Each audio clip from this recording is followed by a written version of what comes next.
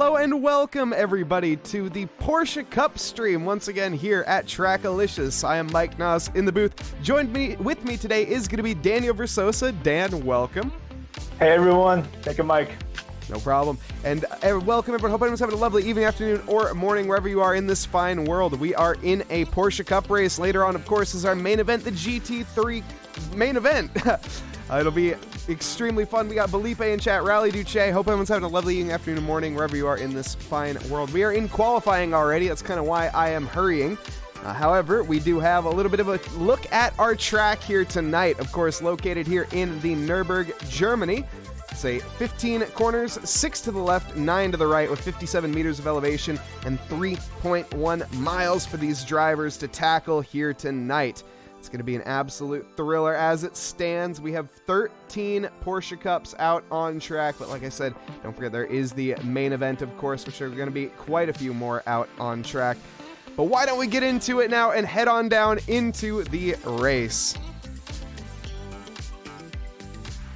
As we can see, Lucas Mind out on track, at least in qualifying, I should have said, and into qualifying for right now.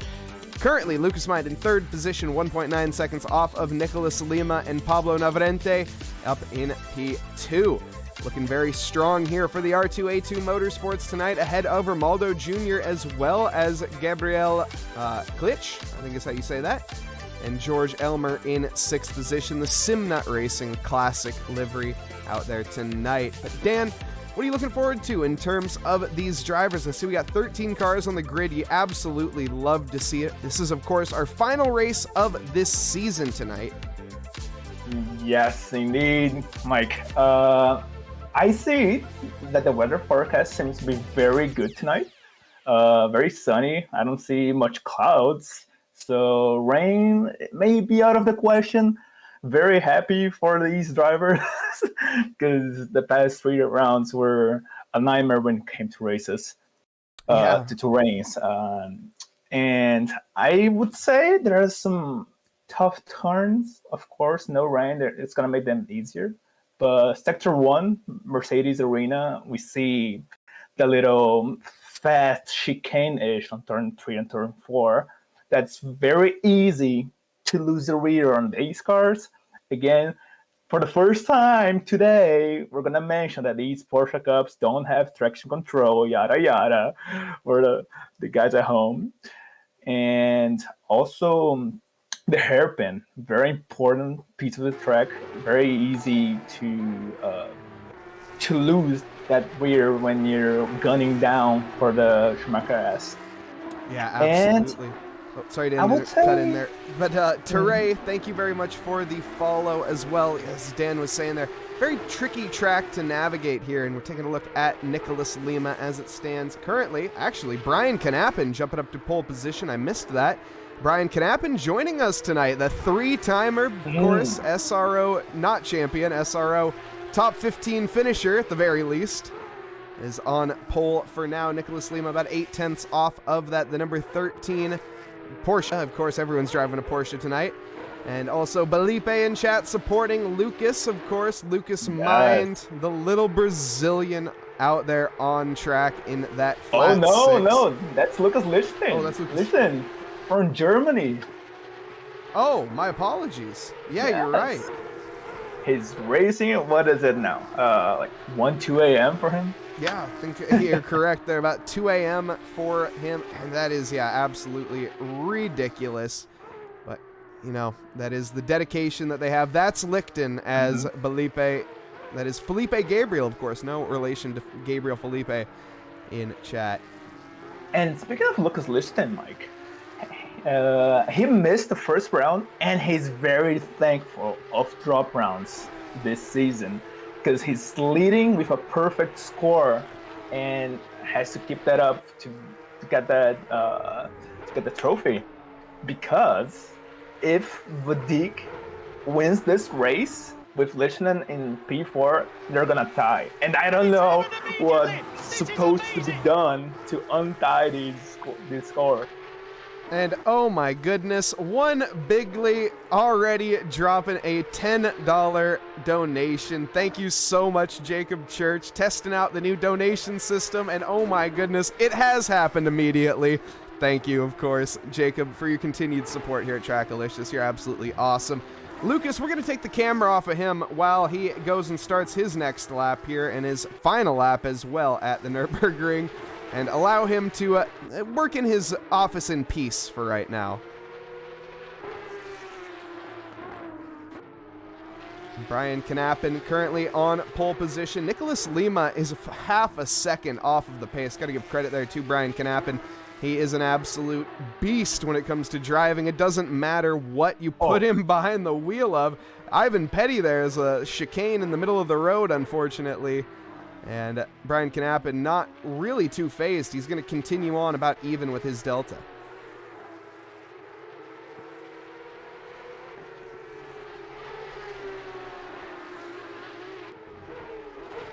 As well, just wanted to say welcome to everybody in chat. Like I said before, hope you're having a lovely evening, afternoon, or morning wherever you are in this fine world. Just a quick shout out real quick as we come to an end of our Actually, we'll wait.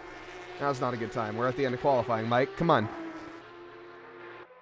Brian Knappen, invalid, is not going to be able to set another lap. This will be it. Nicholas Lima, invalid. Vadik is in chat and invalid. In P3 as well. Nice lap from Vadik Odstitsev. Could we in that Odstitsev Autosports tonight? Let's see. Yes, he is in not the... I've completely drawn a blank for somehow. Regardless, Pablo Navarrete, the Argentinian driver, coming up here in P4 for right now. But Dan, I'm noticing something here on the timing charts. Pablo's on an absolute flyer. Let's see what that will turn out. As he's coming into the final few corners, clobbering the curb on the chicane. Absolutely going full send. Got one more corner to negotiate in one of the best named corners in all of racing, the Coca-Cola curve. Comes onto the start-finish straight. What's it going to be here for Pablo Navarrete? P2. Ooh, wow. P2 up almost a second, a whole second of his past personal best. Nicely done from Pablo Navarrete, and lands himself on the front row tonight. George Elmer will be the final car to come across the line. And Vadik with a hydrate as well. Appreciate it, Vadik. As George Elmer is going to be the final car to negotiate the final corner. Is currently sitting P6. Comes to the line. What's it going to be? He needs 0.8 of improvement. It's going to stay P6 for the Simnut Racing. George did manage to improve 0.3, but just wasn't enough to snag that P5 from Lucas' mind. And question in chat from Zay. Does anyone else call Nürburgring Nerby? Zay, I hate to break it to you, but I think you're alone in that camp. I've seen Nurb, but not Nerby. Yeah, Nurb. Nerbs even, maybe, but that's even pushing it. Also, we got Lizzie in chat. Welcome, Lizzie. Just in time for some sexy sacks tonight. And as we have it here, let's take a look at some of these awesome liveries as well as meet our drivers as we have it. Starting here in P1, it's going to be Brian Knappen, twitch.tv/Crow. If you guys do want to check out his perspective, the 3-time, of course. Next to him, Pablo Navarrete lined up on the front row, sneaking up there just from a P4. An absolute flyer of a lap sends him up. Nice lap from the Argentinian driver with Nicholas Lima on row 2 here in the Porsche Motorsports, the Brazilian driver. Lined up next to him will be Vadik Odstitsev, the number 73 Odstitsev Autosports, with Lucas Mind behind him in the R2A2 Porsche Cup. Of course, they all are. The 171 lined up next to him will be George Elmer in the number 22, and behind George will be Romaldo Jr., another Brazilian out on the grid tonight, the number 46 driver. Jacob Church will give him company in the 1 Bigly in P8, the 253. Once again, Jacob, thank you for your continued support here at TRACKILICIOUS. Gabriel Klitsch, the number 666, starting in P9, with Stefania Blaskovic company rounding out our top 10. The Polish driver here in the Porsche Motorsports number 53. Raleigh Duce in P11, the Street Animals 621 Porsche Cup car. Lucas Lichten going to be in that number 977 in P12. Not the result you would expect from our championship leader, but maybe starting from the back intentionally? I'm not sure. Ivan Petty in P13, the number 77 Porsche Cup GT3 official. Nice and colorful one out there tonight for Ivan. And last but not least, in the Intercontinental Racing, the Portuguese driver of Andre Alex Afonso in the number 999. 13 drivers on the grid here tonight as we get ready. Still 30 seconds before the cars start up and begin their outlap here tonight. Of course, the Nürburgring, 3.1 miles, 15 corners, 6 to the left, 9 to the right, with 57 meters of elevation. Track been around since 1927. Been around for a minute, of course. This layout, though, since 1984. Or rather, this track since 1984 and the current layout since 2003. As the cars start up here and the song comes to a close, we are going to begin our outlap before we go green for race 1 tonight. Of course, following this will be our GT3 championship, but Dan, that is in the future, and for now, these cars are going to be underway. Yeah, we see Pablo Navarrete in P2. I think he's going to be the wild card for tonight because he's in P12 in the standings. And we see Lucas Lichten and Alex Afonso at the back without putting any times on qualifying. Really liking to see. I'm very eager to see what's going to happen in the race. Yeah, for sure. It's going to be a tight one, of course. That first few corner complex, of course, coming into the Mercedes arena. One of the tougher spots to overtake, but I think we will see, of course, this track just in general, one of the tougher ones to overtake on. And we will see some moves being made here in the arena sector, as well as the lead up to it in turn 1. Of course, the long run down that start-finish straight should give the drivers a good opportunity for that. And we also have Vadik in chat. We have Dat GT3 girl, and also Jace Wright, the controller king. Vadik P1 confirmed. Throwing out some strong predictions. Oh, Dat GT3 girl is Monica. Monica... Some support for Ivan Petty. Monica Griffith? Or Monica... I'm assuming not Monica Swanseeger. Is that Monica Griffith or Monica Swanseeger? Crazy. We have very few women in the sim racing community, which to all of them that are, thank you very much, and also massive support to you. But the fact that 2 of them just so happen to be named Monica is very much confusing for me, at the very least. And we see some support for Lucas Mind, the little Brazilian, brasileirinho aí, vambora. Faltou a corrida passada, vamos ver o que é que ele vai trazer pra gente nesse round, nesse último round da temporada. Thank you so much. Monica Swanseeger, that is Monica Swanseeger. I thought you had a different Twitch name. My apologies. Oh, by the way, Mike, Gabriel Klitsch, that's his first ever SimGrid race. Ooh, boy. So... what an honor to have him here tonight. All eyes are going to be on the 666 car. You can see that red plate. We also have Stefania Blaskovic behind. Going to see some good results from her, I hope. Already participating in the GT3 or GT3 season, now in the Porsche Cup as well. Stefania's been an absolute beast, I gotta say. She has come onto the track. I'm not sure if I know she was in for one of the swap event races that we had here at TRACKILICIOUS, and I'm not sure if that was her first experience or not, but since then, I know her husband, or maybe not husband, I apologize if it isn't, but nonetheless, the other Blaskovic that I've forgotten the first name of off the top of my head, Chris? Is it Chris, maybe? Apologies, but Stefania has absolutely dominated, and I think has become quicker than him, and as a result, we haven't seen him on track lately. But hey, hopefully we see him out again and challenging the likes of Stefania, but she has been crushing the time charts, currently in P10 tonight. As it stands, Dan, we are going to be lining up 2x2 Noah's Ark formation here, coming around the final corner. And it is going to be an exciting one, of course. Like I said before, the cars, no traction control. So they're going to be an absolute handful. That won't be the first or last time you hear that tonight. But nonetheless, the drivers lined up 2x2 Noah's Ark. And we are green. Brian Knappen is going to be underway, starting off strong with Pablo Navarrete pushing behind, side by side with Nicholas Lima and Vadik Stitsiev. There may be a little contact. No, as Vadik is going to have to hustle his way off to the left-hand side of the track, but Pablo was onto the brakes very early. We're 4 abreast into the first corner. Car off into the side, and there is a big one. We have a dice formation on the first lap, but there are yellow flags left and right from behind. It is a massive collision. We are still green up front and racing, though. Vadik Sitsiev is going to be trying to make gains up into P3. We saw the prediction earlier into P1, maybe. He might just do it. Side by side with Nicholas Lima. Some contact on the exit of the arena sector. Dan, this has not been a clean lap 1, and wow, Vadik. What lots of bumping and banging.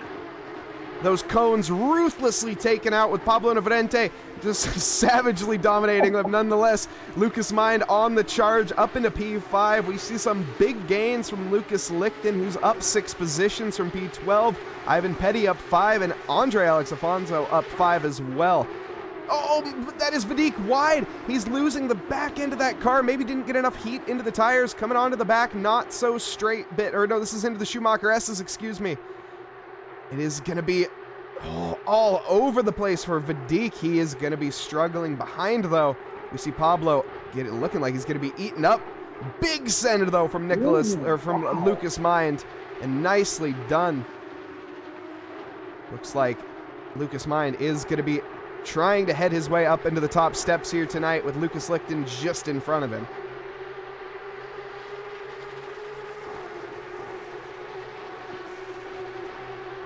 Lucas here coming out into the NGK chicane, of course, the final chicane of the lap 1.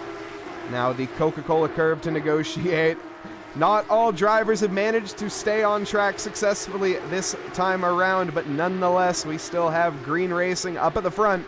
In the back, that's a little bit of a different story. We saw some big catastrophes. We'll have to hopefully pull up some replays at some point, maybe after the race, and see just what happened there. Big send from Lucas Lichten. Isn't going to make anything happen, though, from Pablo Navarrete. Yeah, it appears all it took for these drivers is some sunny weather to go all out in the track. Because holy moly. And Lucas looks eager. 32 minutes and 25 seconds left to go. He definitely has plenty of time to make that overtake happen if he does want it. But for now, he is on the charge. And Steven Tomazic, 300 bits as well. Thank you so much, Steven. I haven't bet in the bits, probably to repair damage, but I would say to serve his mandatory pit stop as well.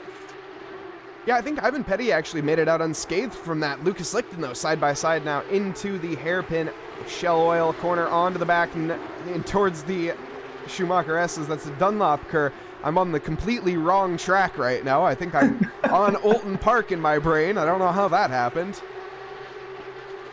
Nonetheless, pitting earlier is a valid strategy around here because we're seeing a lot of bumping and banging. We saw the bowling ball of a T1 on the first lap, and getting away from this carnage should be the safest bet.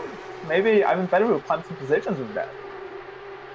Yeah, Ivan Petty already had a fairly decent start. He must have been in a battle. Just didn't want to face with it, losing too much time on track, and sent it in and took a, well, probably not a new set of tires. Actually, it looks like he did. Oh man, Lucas Lichten is going to be making a slight mistake, and oh my goodness. Oh my, Pablo is off. I'm assuming there definitely was contact there from Lucas Lichten. That is going to be one for the stewards, no doubt.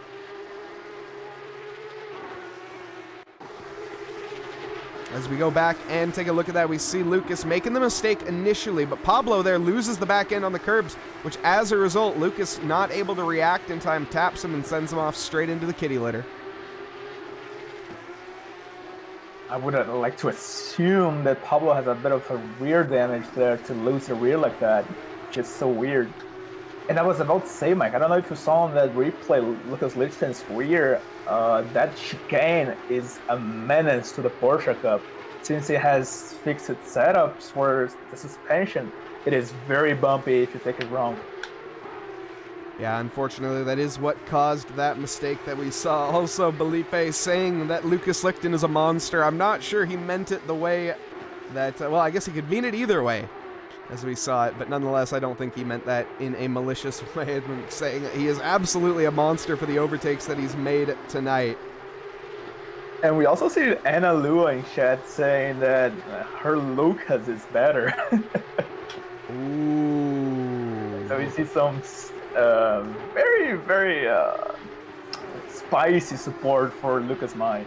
I would say a rivalry between the two Lucases has emerged. You say Lukai? I'm not sure what the plural of Lucases is, but nonetheless, there is a heated battle in chat, and I love to see it. Let's see your support for all the drivers, of course, though, out there tonight, as all of them deserve it equally, but nonetheless, man, Alex Afonso, he's made 7 positions. I was going to say, I thought he started in the back, but yeah, started from P14 up into P7 for right now. It's been a nice drive from Afonso so far in the Intercontinental Racing.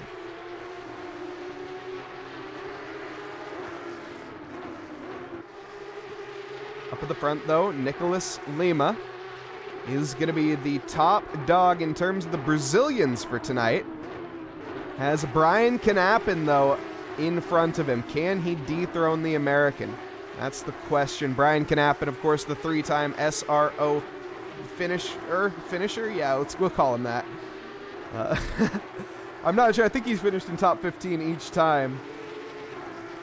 But Brian Knappen, extremely rapid. Picking up a off track there. That could add up into a drive-through penalty, and you definitely do not want to pick up a drive-through penalty here tonight. As actually, I always forget, Nürburgring isn't that brutal in terms of its pit time. It has actually a relatively short pit window, 27 seconds for a drive-through penalty, which is not bad compared to some tracks.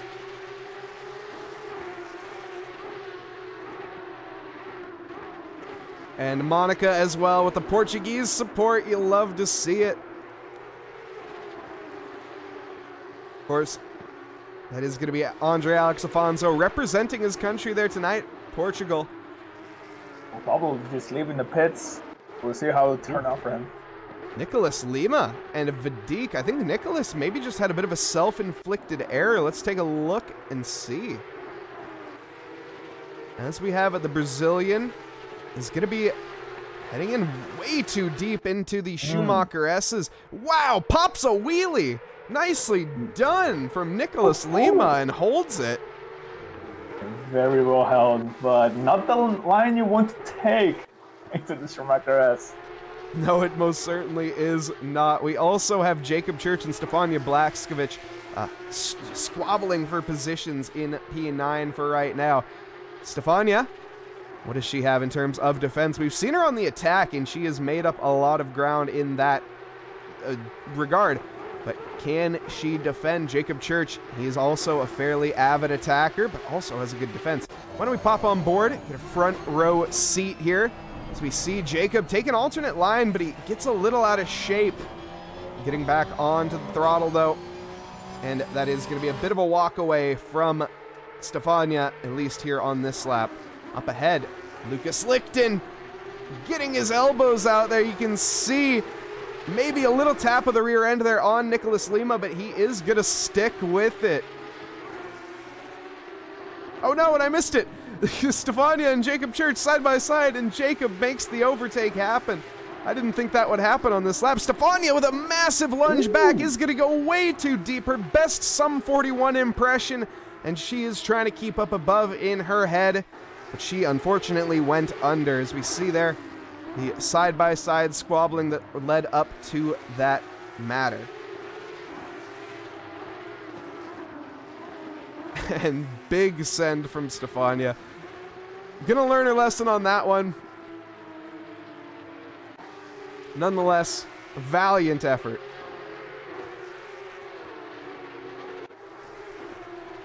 Nicholas Lima still, actually is now behind Lucas Lichten. Lucas managing to make that overtake happen. Also, Gabriel Felipe. No! I did it! I'm sorry, Felipe Gabriel.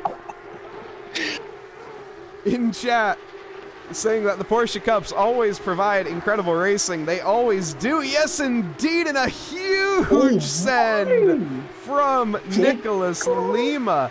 What an overtake. Lima, I thought it was Jacob Church for a second. My God. What a send and a half. I was not expecting that to stick, but we see Lucas Lichtenstein not very happy about it. Lucas gonna be going for the under and over, and he makes it happen. You can see him forcing him to the off of the track just about, but giving him just enough room to stay on side by side through the arena sector. Lucas Lichten and Nicholas Lima battling this out like it's the last lap of a championship. Oh, they almost make contact, but I think there was just enough room to fit a credit card between them. Unfortunately, Nicholas Lima goes off track there. Looks like he is going to lose out, but my goodness, Dan, we can't take our eyes off of this for a second. We're not seeing much room given here. A lot of squeeze be done.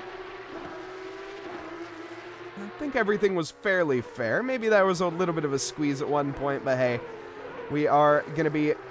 We'll leave that one up to the stewards, of course. The number 13 for now is going to be sticking on the charge. Nicholas Lima. What does he have left in the tank? Did he use all the grip? That's the thing. These two squabbling, and as I say that, the back end significantly stepping out on Nicholas Lima's Porsche. I would say that was half a commentator curse. Just half of a curse. If he had binned it, it definitely would have been, but hey, he didn't because he's just that good, Nicholas Lima. Lucas Mind, we can see with these two keeping this battling up, that is going to allow Lucas Mind to slip into the picture, and Lucas could foresee himself a podium tonight.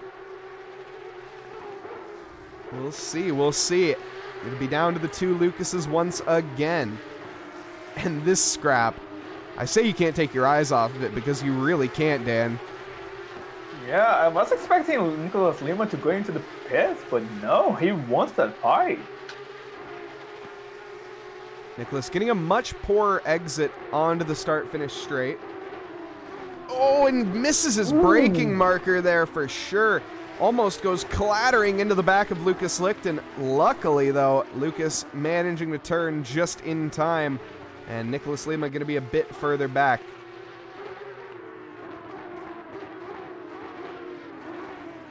And a nice overtake there. Pretty much textbook from George Elmer. Romaldo Jr. able to capitalize, or excuse me, not able to keep up the pace there. And last time around, actually a significant 2 seconds slower than George Elmer.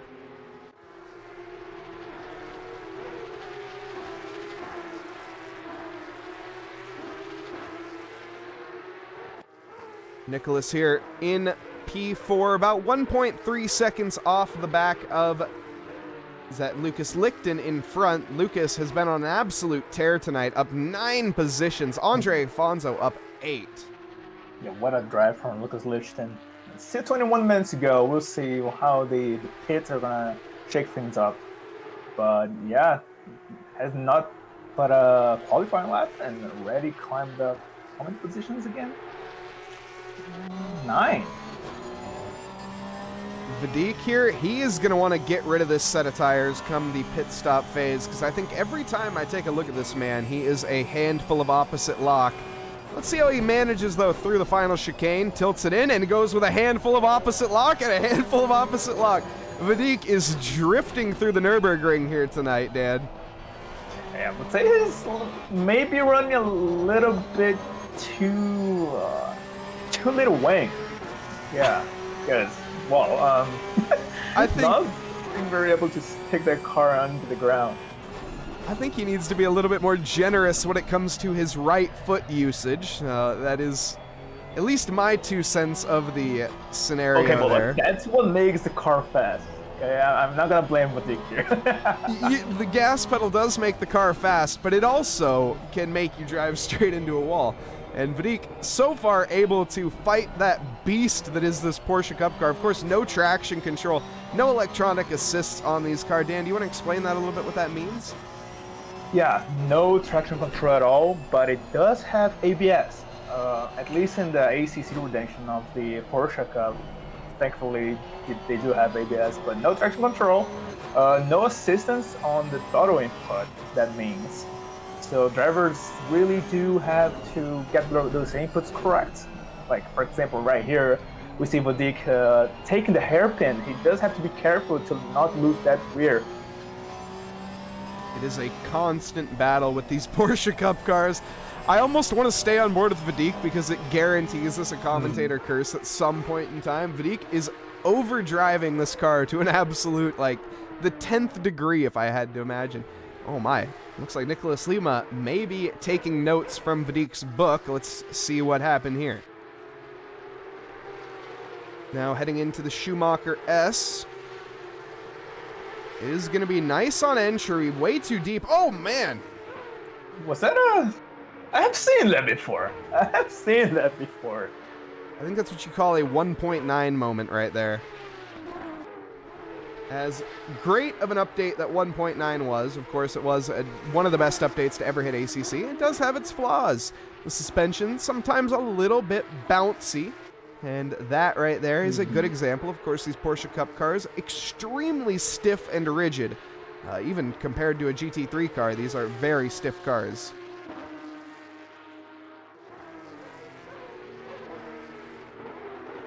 Monica, some of these steering inputs make me feel nervous. That was kind of why I was on board with them. Why don't we pop on board with Brian Knapp in here? I have a sneaking suspicion we're going to see some different steering inputs.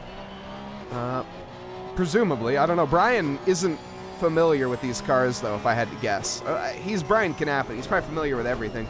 But I think he's particularly a GT3 and GT4 driver. But you can see there just how much smoother those steering inputs are. Using quite a bit of lock, though. I guess that is just the nature of these cars. Vadik, instead of using the steering lock, he decides to use his right foot as a steering method instead. Nice and smooth and on the throttle just so delicately. You can hear that engine pick up so slowly and tilts it into the Schumacher S. Nicely done. Touches the inside curb.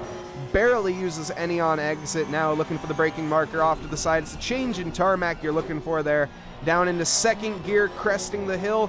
A little bit of a blind apex coming up here. Not really, but late on the throttle. Heading onto the back, not so straight.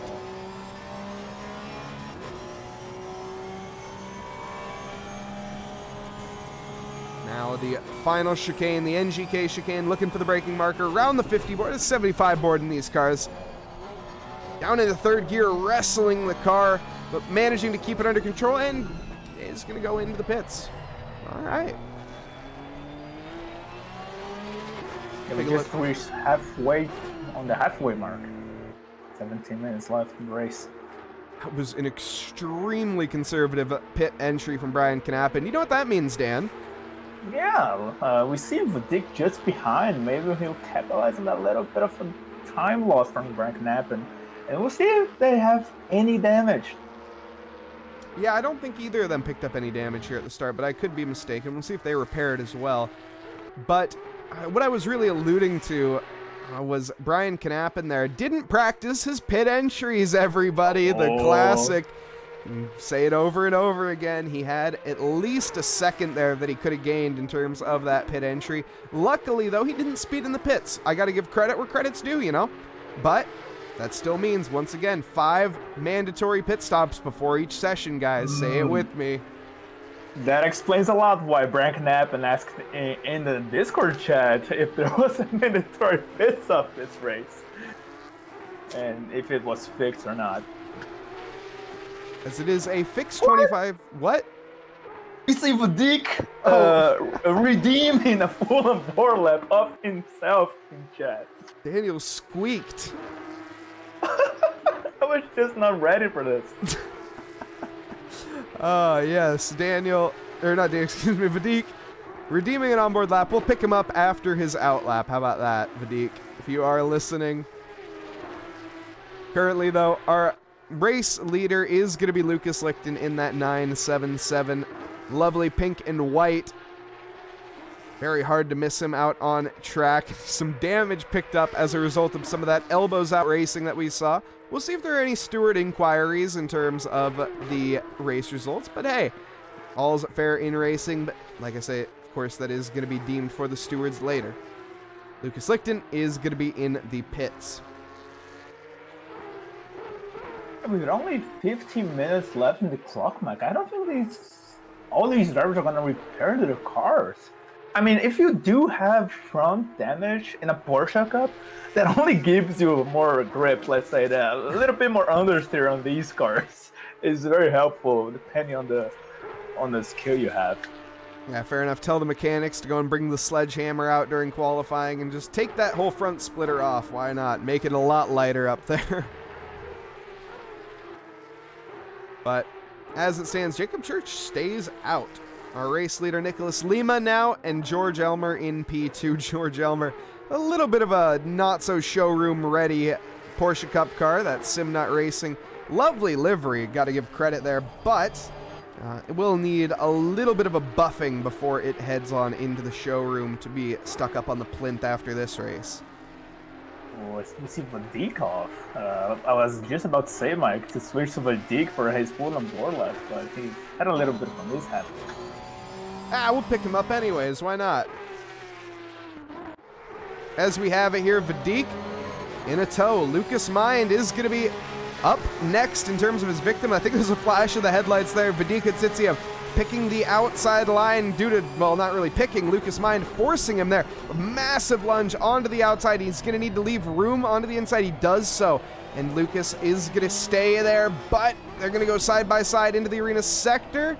And nicely done from Vadik. That is going to be job done and dusted. Lucas Mind back into P10 now. Of course, that is not off merit. We still have 5 drivers up at the front that need to make their pit stops. Vadik, though, onto the throttle now, heading towards the Valvoline curve. Going to tilt it in there, looking to pick up the throttle very late. Of course, it is a bit of a chicane, to be honest, through Valvoline into Ford. And now accelerating downhill to the bottom of the track into the Dunlop hairpin. You can see Andre Alex Afonso going deep up front. That is going to be Vadik smelling blood there. He's going to say, all right, here we go. On the charge now, Vadik, well, you didn't really need to tell him twice, chucks it into the Schumacher S. Nicely controlled on exit. It almost looks like he's had these tires out for a few laps. Of course, he just came out on fresh tires. 34 seconds spent into the pits as well. That's quite a long time. Gonna have to make that time up on this lap. He's looking good to do so. Onto the start, or the back, not so straight. Is gaining onto Afonso. A little bit of a slipstream as well. The car in front punching a big hole into the air. Looking for the braking marker around the 75. Into the NGK chicane. Oh, Alex Afonso getting very out of shape. Vadik under control nicely. Setting up this exit. You can see Vadik running a little bit wide there, and Andre Afonso gets a bit of moment on oversteer on exit. Big correction of the wheel. So Vadik would have had that overtake if he didn't make that jink to the left there, as Afonso had that wiggle. I don't like all of that steering wheel movement. Of course, in a straight line, you want to keep your car as straight as possible. That way it doesn't wash off any speed in terms of your front tires.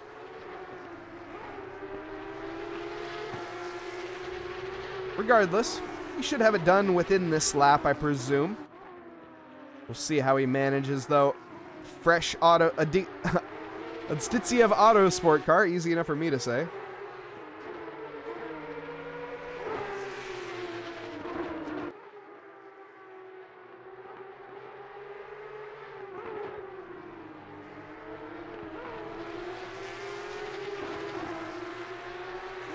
Vadik not able to make anything happen just yet. He's sticking behind there and probably getting a little bit frustrated if I know Vadik. He is not one to be too comfortable behind somebody's rear bumper. He typically wants to be leading the pack. We'll see if Afonso can hold him behind for now. It is going to be the crucial setup, though, coming up. Of course, through the NGK chicane onto the back straight, or excuse me, through this corner now onto the back straight. You can really set something up. Vadik all over the rear bumper. We may see some more spice to this battle, Mike, as Nicholas Lima is in the pits, nearly leaving. Let's see where he'll come out. We see Kevin Huffman in chat saying, hello everyone. Hello, Kev. Welcome, Huff. Welcome. Hope you're having a lovely evening. Oh, Vadik Going for the outside line again. Okay, just keep your wheel under control, Vidic, and you'll have the better exit. These cars are all about momentum. You have the slipstream, but I think you also have the worst setup in terms of straight line speed as it looks. Oh, the inside covered off by Alex Afonso, giving him a nice squeeze onto the outside. Vidic is going to have to go late onto the brakes. Gives plenty of space on the inside. He will have the left-hand lane here coming into the arena sector, and he is firmly ahead. Oh Nicely my. done from Vidic. That was amazing. What a great move from Vidic. I was very surprised he made that stick, because I thought it was overcooked, but no. Vidic fully calculated there. I think it also was down to some of that front-end damage that we see on Alex Afonso. Not able to grip up in terms of that mid-apex speed. And Vidic carries it on through. Next up is going to be Nicholas Lima, who is quite a margin up the road. 6.4 seconds in 9 minutes. It's a doable task, but Vidic is going to need to be lapping roughly a second a lap quicker than Nicholas to make that dream become a reality.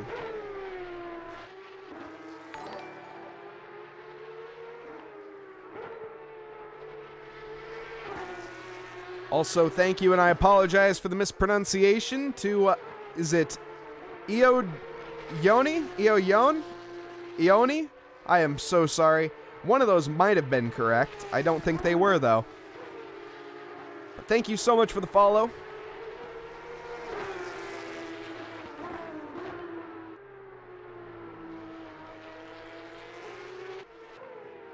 Brian Knappen currently in P3. Of course, that is only due to the fact that Jacob Church and Romaldo Jr. have yet to pit. Romaldo Jr. leading this race. Something I don't think he expected to hear at any point, but hey, that is the nature of going long. In terms of your pit strategy, of course.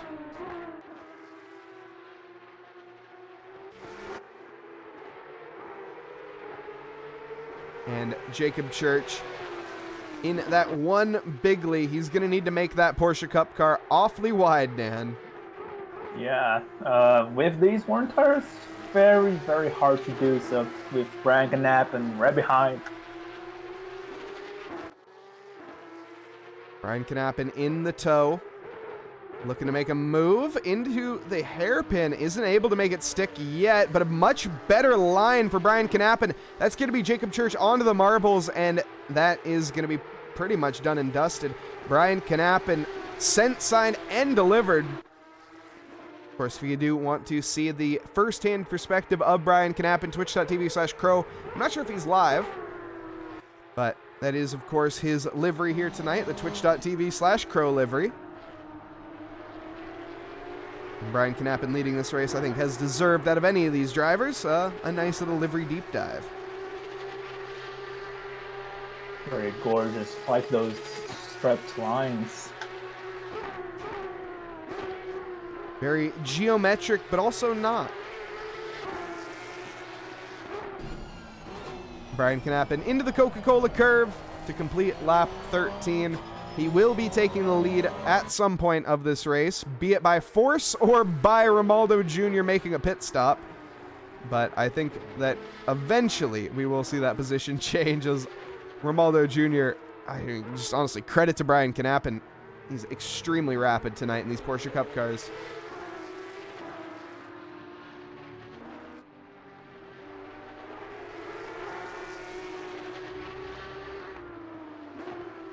And Huff supporting the box 3, of course, of course. Lucas Lichten in P3. Managed to not take tires. It seems as we had, what, 3 drivers here tonight that didn't take tires? Very interesting strategy. Seems as though it hasn't made too much of a difference at all, to be completely honest, in terms of out on track. I would have expected these drivers to, honestly, I don't know. Dan, what would you expect? 35 minutes with this 1.9 update may consume a little bit more, but in these cars, it really depends on the driver's throttle inputs. And I would it is reasonable because of the weather forecast. It is currently 32 degrees Celsius in Nürburgring right now. But yeah, up to the driver, I would say. Yeah, and of course that track temp means that more rubber is going to be getting laid down onto the track, which everyone thinks, yes, that's a great thing. And of course it is a great thing. It makes the cars faster when you have rubber on your tires. Of course that rubber has to come from somewhere. And the surface of your tires getting degraded over time, get rubbered into the track, and they start graining, and then start blistering, and then disintegrating and flying apart, and nobody likes that. I think Brian Knappen actually, not to rub salt in the wound, has experienced just that on not this track, or was it this track? I think it was this track, wasn't it? That the Box 3 car in the Road to the Grand Finals experienced a puncture due to a little bit of a greedy pit strategy. I think I remember that because I was driving that race. We also got John Hawley in chat. Welcome, John. Hey, Holly. How's it going, bud? As of live standings, Mike, Lucas Lichtenstein taking that season victory, the fall season victory right now. And a well-earned Pretty one. tough for Vadik to get that. And honestly, understandably so, Lucas Lichten with a win in every single scored race well, no, not as it stands. Excuse me, Brian Knappen will be taking that.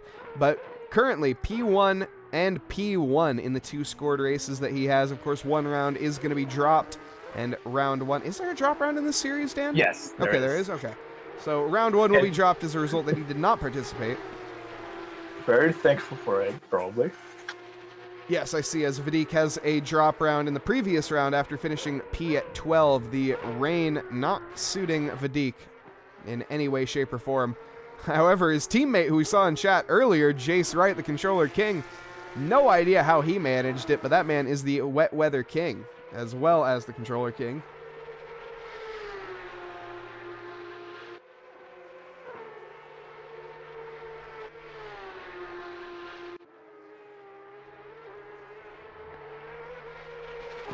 Guess another nickname that you could add to his CV there would be Jace Slip and Slide Right.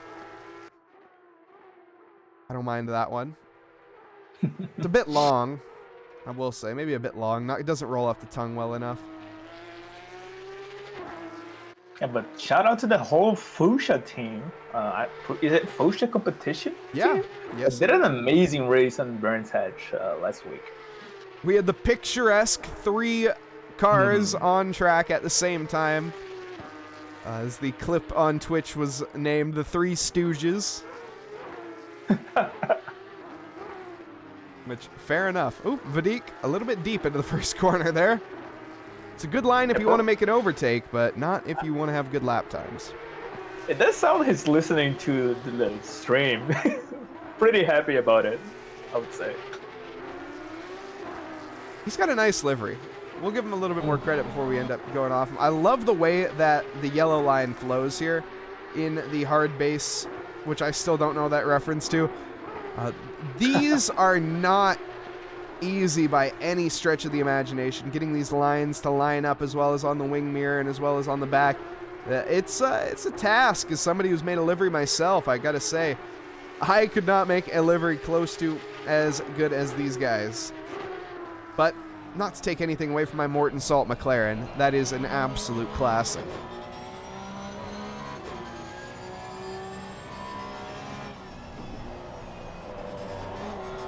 Ooh. Alright, we'll get away from Vadik now. Let him drive. Let the man drive. Let's go. Eyes on Brian Knappen is actually, I think this is not going to be the final lap. We will have one more lap here tonight. Brian Knappen giving it his absolute all. Picked up a track limits here on this lap. That could be a warning. It could not be. But let's not get a drive-through penalty here on the last lap, Brian.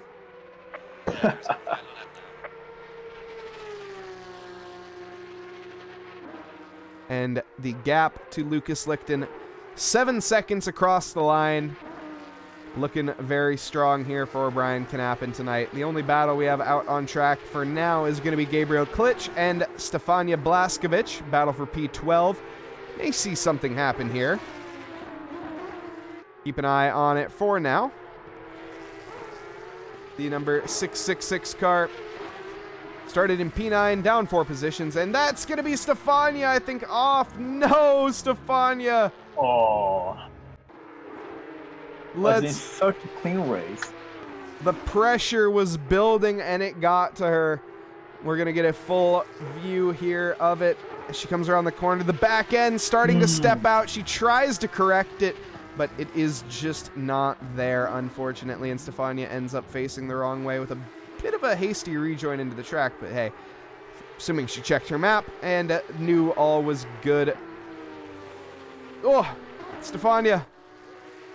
Is she waiting? I think she's waiting. That's Brian Knappen behind. She's waiting, yep. Brian Knappen is going to be now coming across our screen.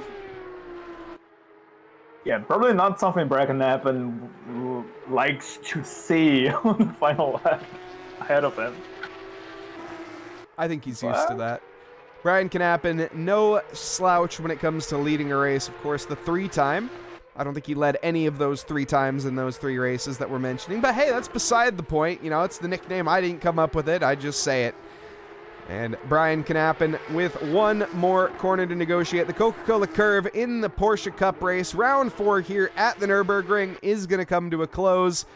And Brian Knappen will take the win here tonight. Comes across the line and secures the victory. Of course, that is not it for tonight. From Lucas Lichten to the line in P2. But also we have our GT3 main event tonight, so don't go anywhere. And also a little bit of an intermission stream for you guys in terms of getting chat involved with some racing as well. Nicholas Lima in P3. Vadika Stitsiev coming across the line in 4th. Andre Alex Afonso in P5. Lucas Mind, the little Brazilian, 6th in the race here tonight. Pablo Navarrete, P7, unfortunately, down 5 positions from where he started. Big shout out as well to Lucas Lichten, up 9 positions, and Alex Afonso up, Lucas up 10, Afonso up 9. Oh, George Elmer into the wall for 8th. That's one way to celebrate. And Belipe also pointing out, yes, could we forget Lucas Lichten taking home the championship to boot. And I'm sure we'll have him in for an interview here tonight. At least hopefully we do. And hear from our new champion. We do have him in the green room already. We'll wait for a little bit here for the other drivers to pile in.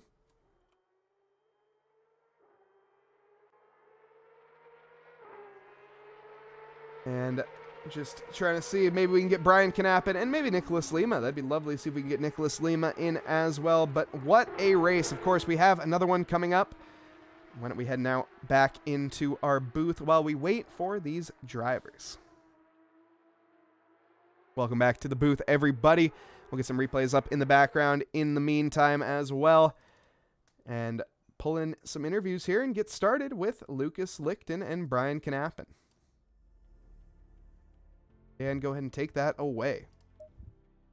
Let's start off with Brian Knappen. Brian, the Grand Slam driver of the day, P1 qualifying, fastest lap, and a victory. That was amazing. How do you feel?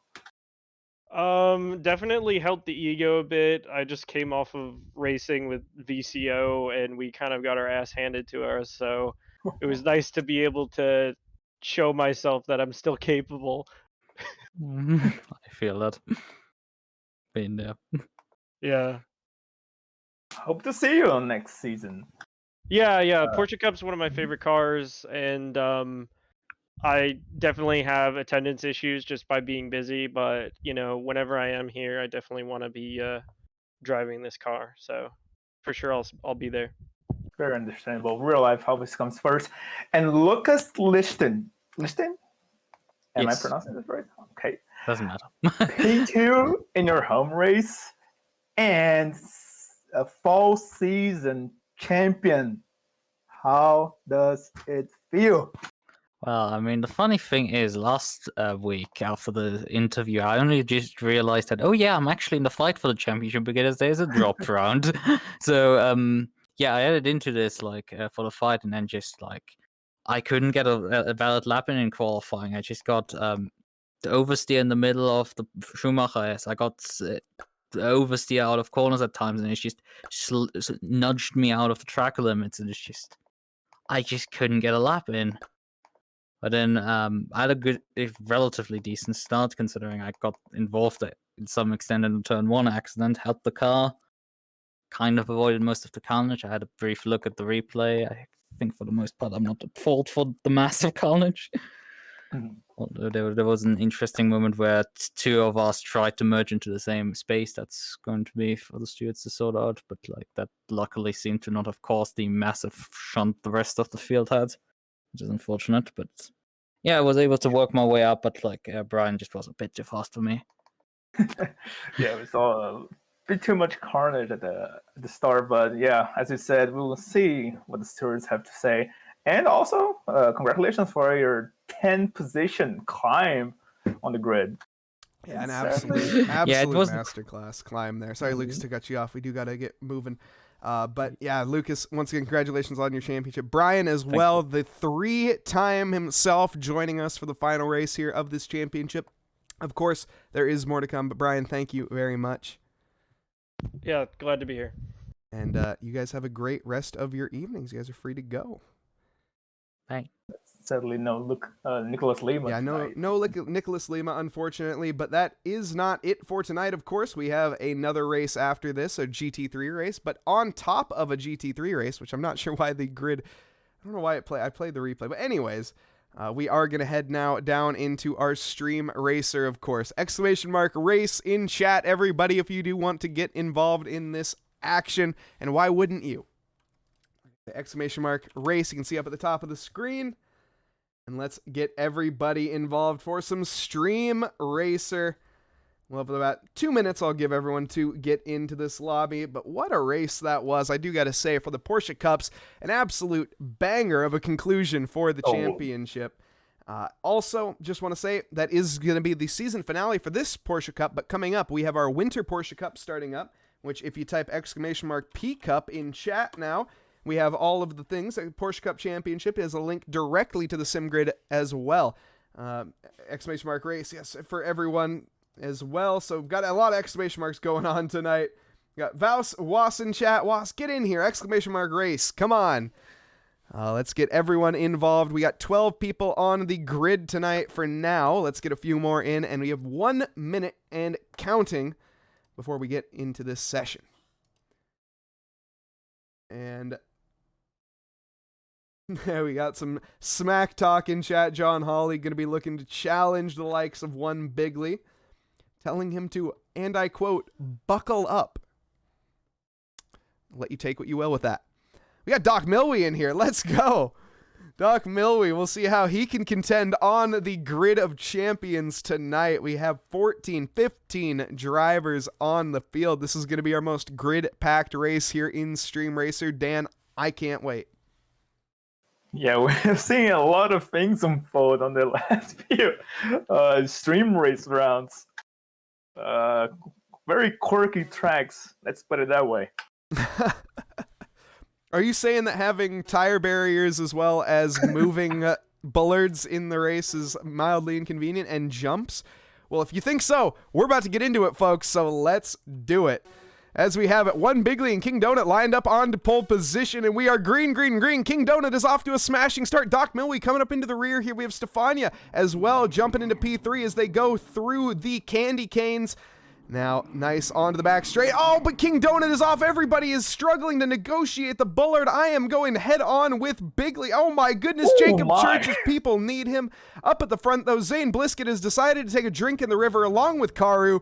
Karu rejoining the track ahead or behind of Doc Milwee. Doc Milwee thinking that it's going to be an aerodynamic advantage to bring the cone with ! Boost in chat. Also, I forgot to say ! Boost to boost around, but I wouldn't do it in the arena sector. Negotiating the stones? I don't know what those are. And Jace Wright, the controller king, is on pole position. Look at this man cool, calm as a cucumber, as he has a tie on as well as I do in behind the wheel of this four-wheeled sedan tonight. Oh, he clips the tire wall, stays in pole, but a big boost from Karu sends him flying off, and Stefania Blaskovic is going to give the opportunity with Steven Tomazic coming up the rear as well. But Dan, this is absolute chaos and carnage. What do you make of this situation so far? I can't even see myself. I'm so far behind. What am I doing? I don't know what you're doing, to be fair. Jace Wright is trying to jack himself up on the course. That is not quite the time for repairs mid-track, but luckily the Bullard has decided to relieve him of that task. Steven Tomazic takes the lead of this race, using those exclamation mark boosts to strategic manner, except for there when he boosted into the cones and decides to take them with him. Official Karu, or Jaeger Karu, in the lead of this race by a good margin. It'd be hard for him to throw it away, but it looks like he might do just that as he gets stuck onto the cones. King Donut pulling a Ross Chastain and making a lovely move into the first position. This is going to be the start-finish straight. He needs one exclamation mark boost, and he will take it here tonight. He gets a good launch off the jump. He needs a good landing, though. That's going to be the key. It's a solid backflip, but he's going to be off the track. Can he rejoin in time? Jaeger Karu is stuck on the tires. He high-centered himself a little bit, but he's on track. That's the key thing. He gets the boost. It's going to be a drag race down to the end, and it looks like King Donut is going to hit the pole at the end, but he gets the win. King Donut takes the win tonight. Jaeger Karu is going to come in second with the cone. I guess come in third. Cone comes in second. John Hawley, lovely jump to the line as well, takes the podium with Steven Tomazic in fourth. But no, Dan, did you just steal that over? You just stole that over Steven Tomazic. You jumped over Steven at the end and took the position. I'm coming home for sixth. I don't even care about that. Dude, Dan, that was the overtake of a century. I was about to compliment King Donut's overtake as the overtake of the season as of now, but I didn't even see my own overtake. That was insane. I'm gonna rewatch the stream VOD just for that. Yeah, you have to. I don't think there's any way I can get a replay as we wait here for our drivers coming to an end. Jacob Church, unfortunately, lagging behind for now, is going to be out of the top 10. Does make it across the line next, and finally, it's going to be Anton Vaus, or Was, I'm not sure which, comes across the line for P last. What a race. What a race. Dan just absolutely pickpocketed Steven Tomazic at the very end. That could not have been a more close finish, literally between, I mean, if they had a margin, that would have been down to hundredths of a second, I'm pretty sure. So these Stream Racer margins are absolutely insane. Morco asking, what is this game? You haven't heard of Stream Racer? Well, now you have, because that's what we're playing here tonight. And yes, Vadik, definitely clip it. Definitely clip it. But Moriko dropping a sub. I don't have any notifications in this window. I need to make sure I add that for the next stream. But thank you very much, Moriko, for dropping a sub 5-month streak. Thank you so much. We're going to head back now into the booth while we wait. How's that game looking in terms of getting into the race, Dan? 1 second.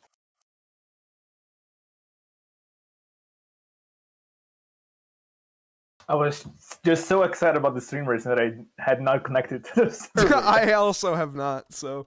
That was the best run of the season by far. For you, yeah. Steven feels robbed over there. Man's trying to get his ice cream cone and you just jump right in front of the line.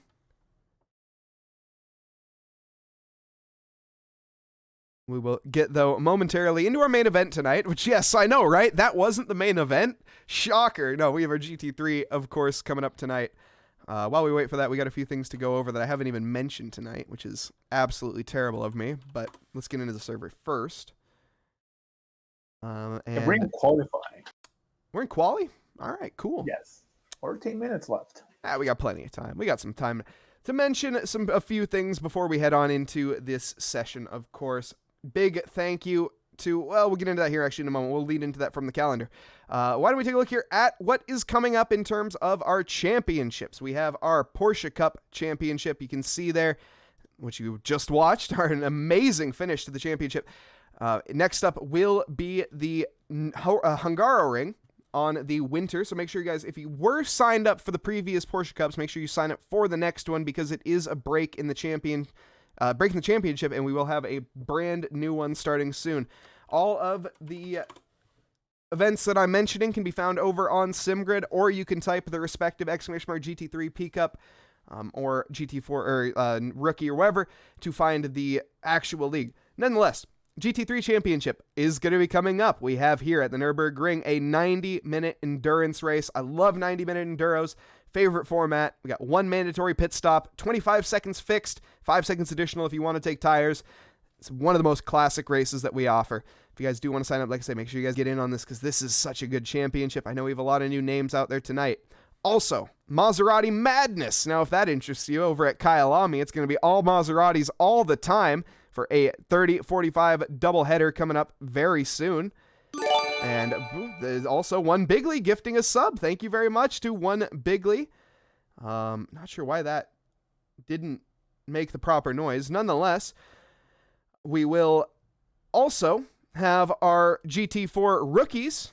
That's coming up, or coming up tomorrow at it's going to be the 13th, also at the Nürburgring. We have Nürburgring 2 days in a row. And our GT4 Open Championship coming up as well. GT3 Reverse Grid, that's starting up on November 16th. If you guys are interested in getting involved in a reverse grid, do so because it's going to be so fun. We have our grand finals coming up on Tuesday, Thursday, Tuesday, I think, due to the fact the M2 at Bathurst had to be delayed because Kunos, but hey, anyways, on to the GT4 Open. GT4 Open, what is that? That's our Patreon championship, which if you guys are a Patreon member or have contributed to the server in other ways, you can partake in that championship. And finally, before I can really shut up, we have our last but not least thing. Oh my goodness, for some reason enlarged itself. We'll take a look at the calendar here momentarily while I fix that. But yes, coming up, like I said, one of the bigger things that I do want to highlight before on the calendar is going to be, like I said, that reverse grid. Super fun. Of course, the first race is going to be in the proper direction where we will see the drivers making their way around. And the second race will be the results of the first race, but flipped. So we will see a reverse grid in that regard. But for now, hard to talk and type. We can also take a look at our patrons. A big thank you to all of our patrons, especially our V12 Exotic. Thank you so much. If you guys are interested in supporting Patreon, did I type that right? I think I did. Big thank you in advance to everybody that does participate in our Patreon and support what we do here. It really makes us want to continue and go to bigger and better bounds, like I say every single time, but it really does. And we try to push the limits here at TRACKILICIOUS. I actually like that. But anyways, at TRACKILICIOUS. And so we will definitely, like I say, thank you guys so much. And all names on screen. Now, we can head on down into the session. Now, into the session. And Dan, that was a lot of talking, I gotta admit, but we have it now. Currently, our pole position, Skylar Lovering. Yeah, 5 tenths up compared to Alraza. Amazing driving from Skylar. And also on the topic of weather forecast, we don't see any clouds, just like the Porsche Cup race. It's gonna be a pretty clear race. So just a matter of pit stop strategy to either switch tires or refuel. That's it. Less spice, but a lot more room for fighting. And that is going to be, like I say, where it is going to be tonight. Skylar Lovering on pole position. Also, something that I'm noticing here. I'm just taking a look at something, but that's really interesting. Okay, anyways. We have a checkered flag next to the name of the drivers in the qualifying session. I have no idea how. I'm assuming Chronotis. I'm just going to give credit to Chrono. Eric, if it's you, sorry, brother, but it's Chrono. Chrono has somehow managed to find a way to actually have a virtual checkered flag fall for these drivers, so they will actually not be able to improve. There's no more stewarding and no more honor system on that. It is down to our absolute legend of an admin, Professor Chronotis, who's out on track. You can see the checkered flag next to his name. As we said, bigger and better balance here at TRACKILICIOUS as we push the limits. It is a wizard. He really is. I have no idea how he does it.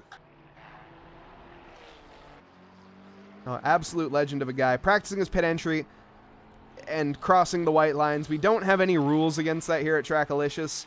It just is a pet peeve to me, that's all.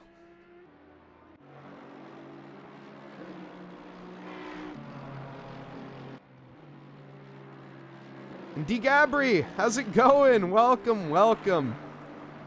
Appreciate you joining us here tonight. We see here we have our odd-numbered drivers coming out onto track. We missed the even qualifying, unfortunately. Or fortunately. I gotta say, that Stream Racer race was pretty good. So if you guys do want to see some top-tier eSports level racing in between sessions, I'd highly go back and recommend checking that out if you did miss it, because it is quality.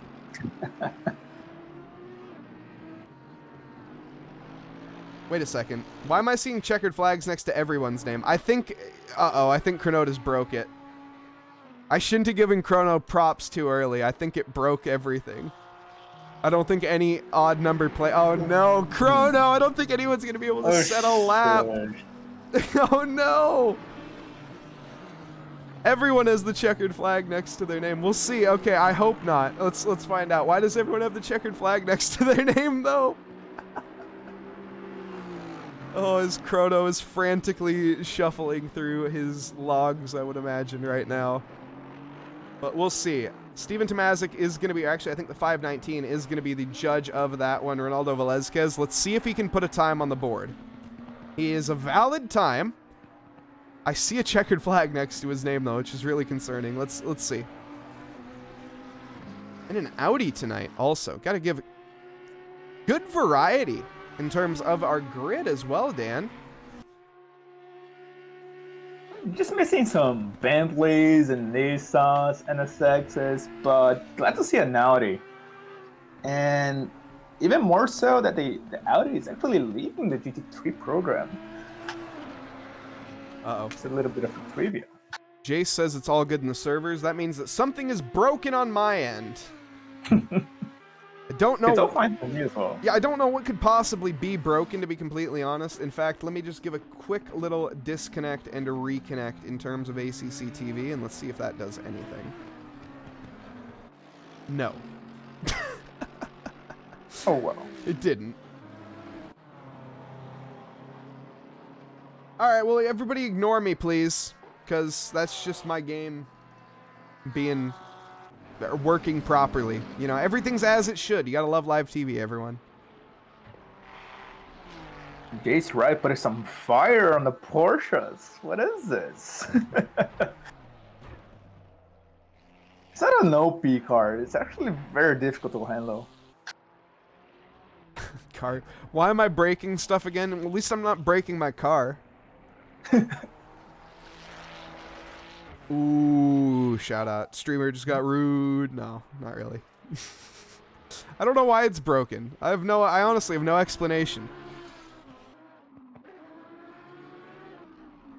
Looking at the standings here, Mike, I was just confirming on SimGrid. Joseph Cruz joining us for the season.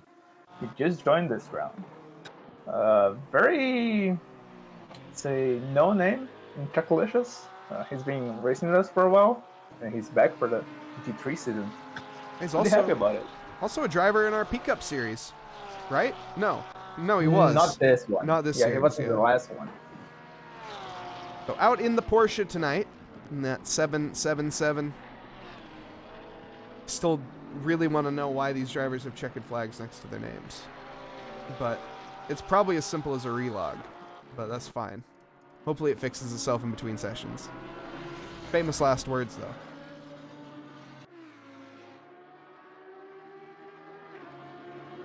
Are we running a custom BOP? No, John Hawley, we are not.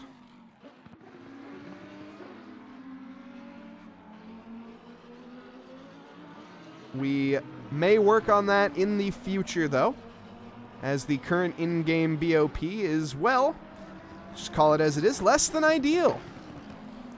At least on some tracks. Some tracks are actually quite good. I think Bathurst in particular is one of the more balanced tracks. Maybe? No. It's not. I think that's one of the least balanced tracks, now that I think about it. But hey, balance aside, we're just here to watch cars drive around in glorified circles tonight. And I hope everyone else is having a good time while doing it. Hope you're having a lovely evening, afternoon, or morning, wherever you are in this fine world. Of course, I'm Mike Nause in the booth. Joined with me is going to be Daniel Verçosa. And we're here commentating the 90 minutes coming up here of the GT3 event. Main event here tonight. Of course, we just had our Porsche Cup and our Stream Racer for anyone just joining us.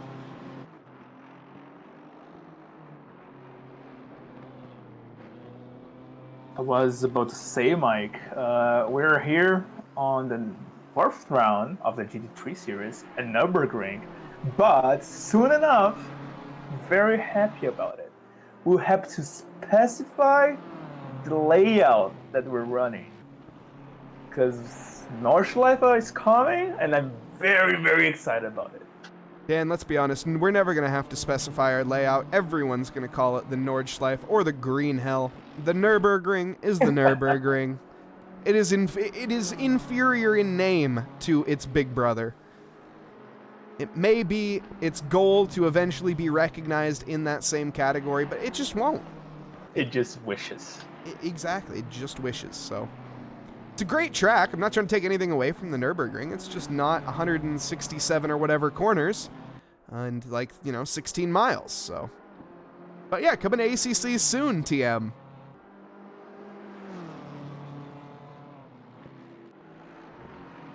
Gotta say, the launch in February may be optimistic. We'll see. Obviously hoping for the best.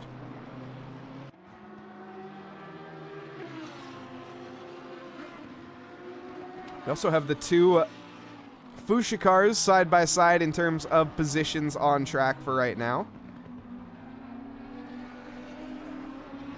See if that changes. Vadik actually got a pretty good lap. Coming down the back, not so straight right now. Flat out left-hander.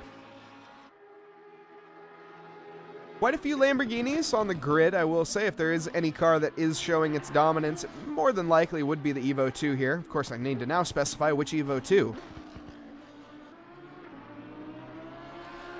Vadik, though, to the line, currently sitting in P17. Where is he going to come? P10. Nice improvement there for Vadik Kudzitsiev.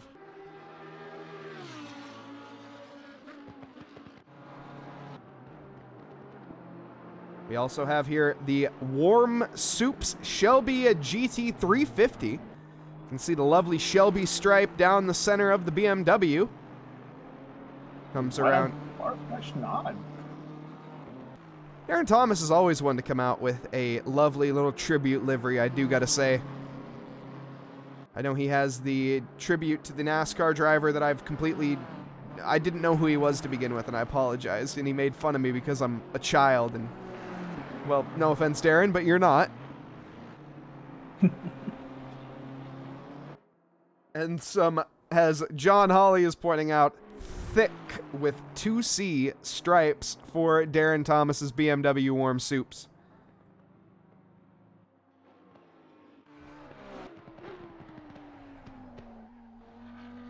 Quinn Smith also to the line here. This is going to be the actual checkered flag. The back end getting all sorts of out of shape around the final corner, and I think that will be that. Session done and dusted here for Quinn Smith. Vadik is going to be up.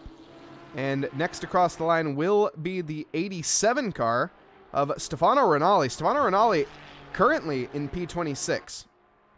We'll see if the Italian driver in the Italian machinery can have any sorts of gains here. We also have Albert Tranghisi, who managed to join the qualifying here late. Or go out at the wrong time? One of the two. I'm not sure. Probably. He just signed up for the series, so maybe the latter. Well, he's going to have a tough one tonight and trying to make his way up the field in this 90-minute race. And that will be the position there. Stefano Rinaldi, 26th, remains there. I'm not sure where, unfortunately, the car finished. A few more cars load across the line. Jelson Cruz, currently no improvement. And invalidates. That's going to be that for him. Drew Burakovsky up next. Through the NGK chicane and into the final.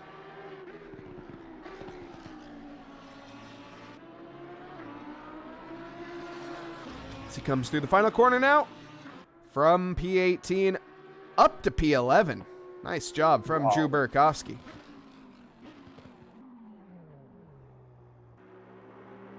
The 343 of Steven Tomazic finishes in P21. That is our qualifying tonight. An awesome livery there from Steven Tomazic as well. Now it stands. We have 29 drivers on our grid that we need to meet. Anything, though, in terms of qualifying there, stick out, Dan? He's kind of like the front by, 5/10 up Ali Raza? Very eager to see how that final will unfold. We have seen on the past 3 rounds. Yeah, it's always a blast to watch. Most certainly is. As it stands, though, why don't we get in here and meet our drivers? Starting here in P1, it is going to be the Jean Alesi eSports team driver of Skylar Loverink. Starting off here at the number 52 car. Next to him, his rival Ali Raza in the Pakistan Zindabad, number 30. Going to be in the front row as well. Next to him, Bruno Pio in the Pigeon Racing on row 2, the number 14 Brazilian driver.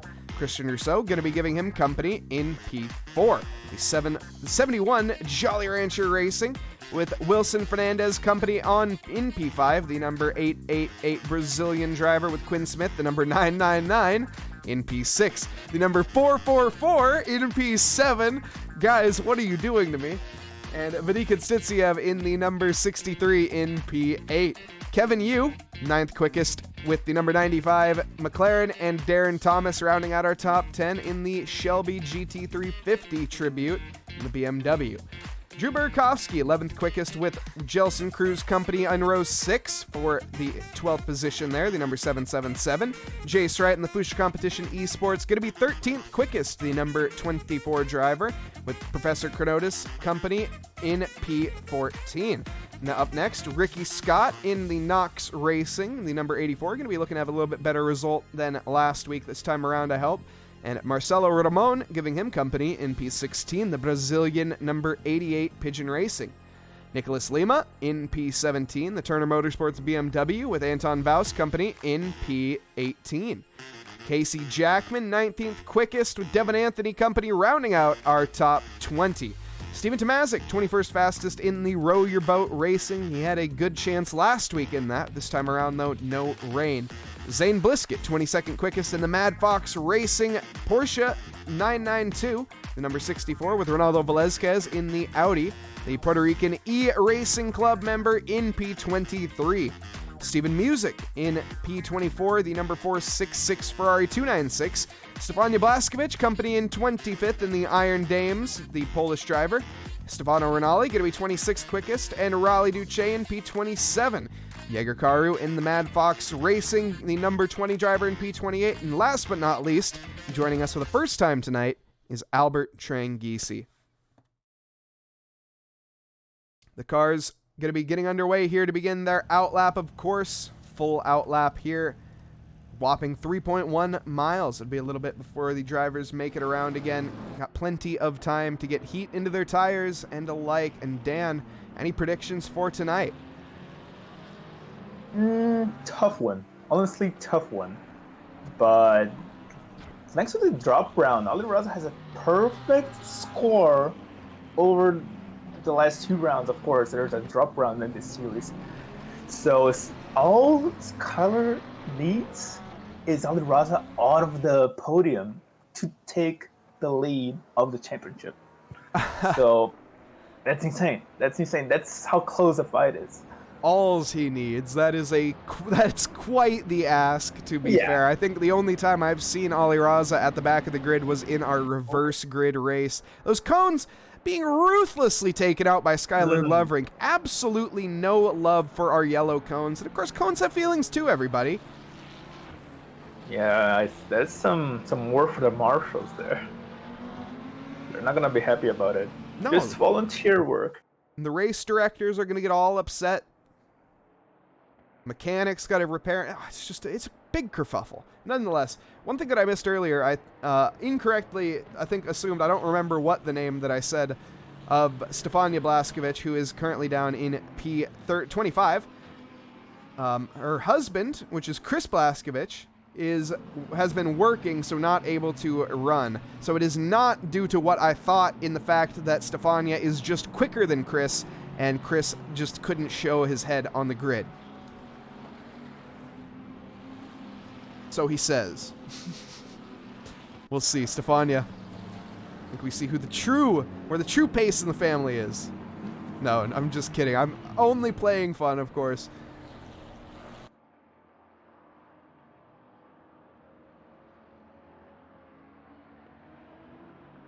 Also, Vadik not too happy with their qualifying.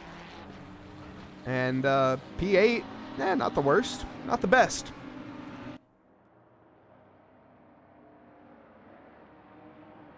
Just would like to give a shout out, Mike, to Jace Wright, the controller king, currently in P6 in the standings.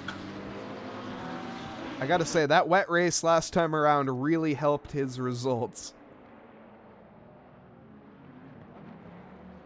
I don't actually have the standings. Oh man, I'm very professional.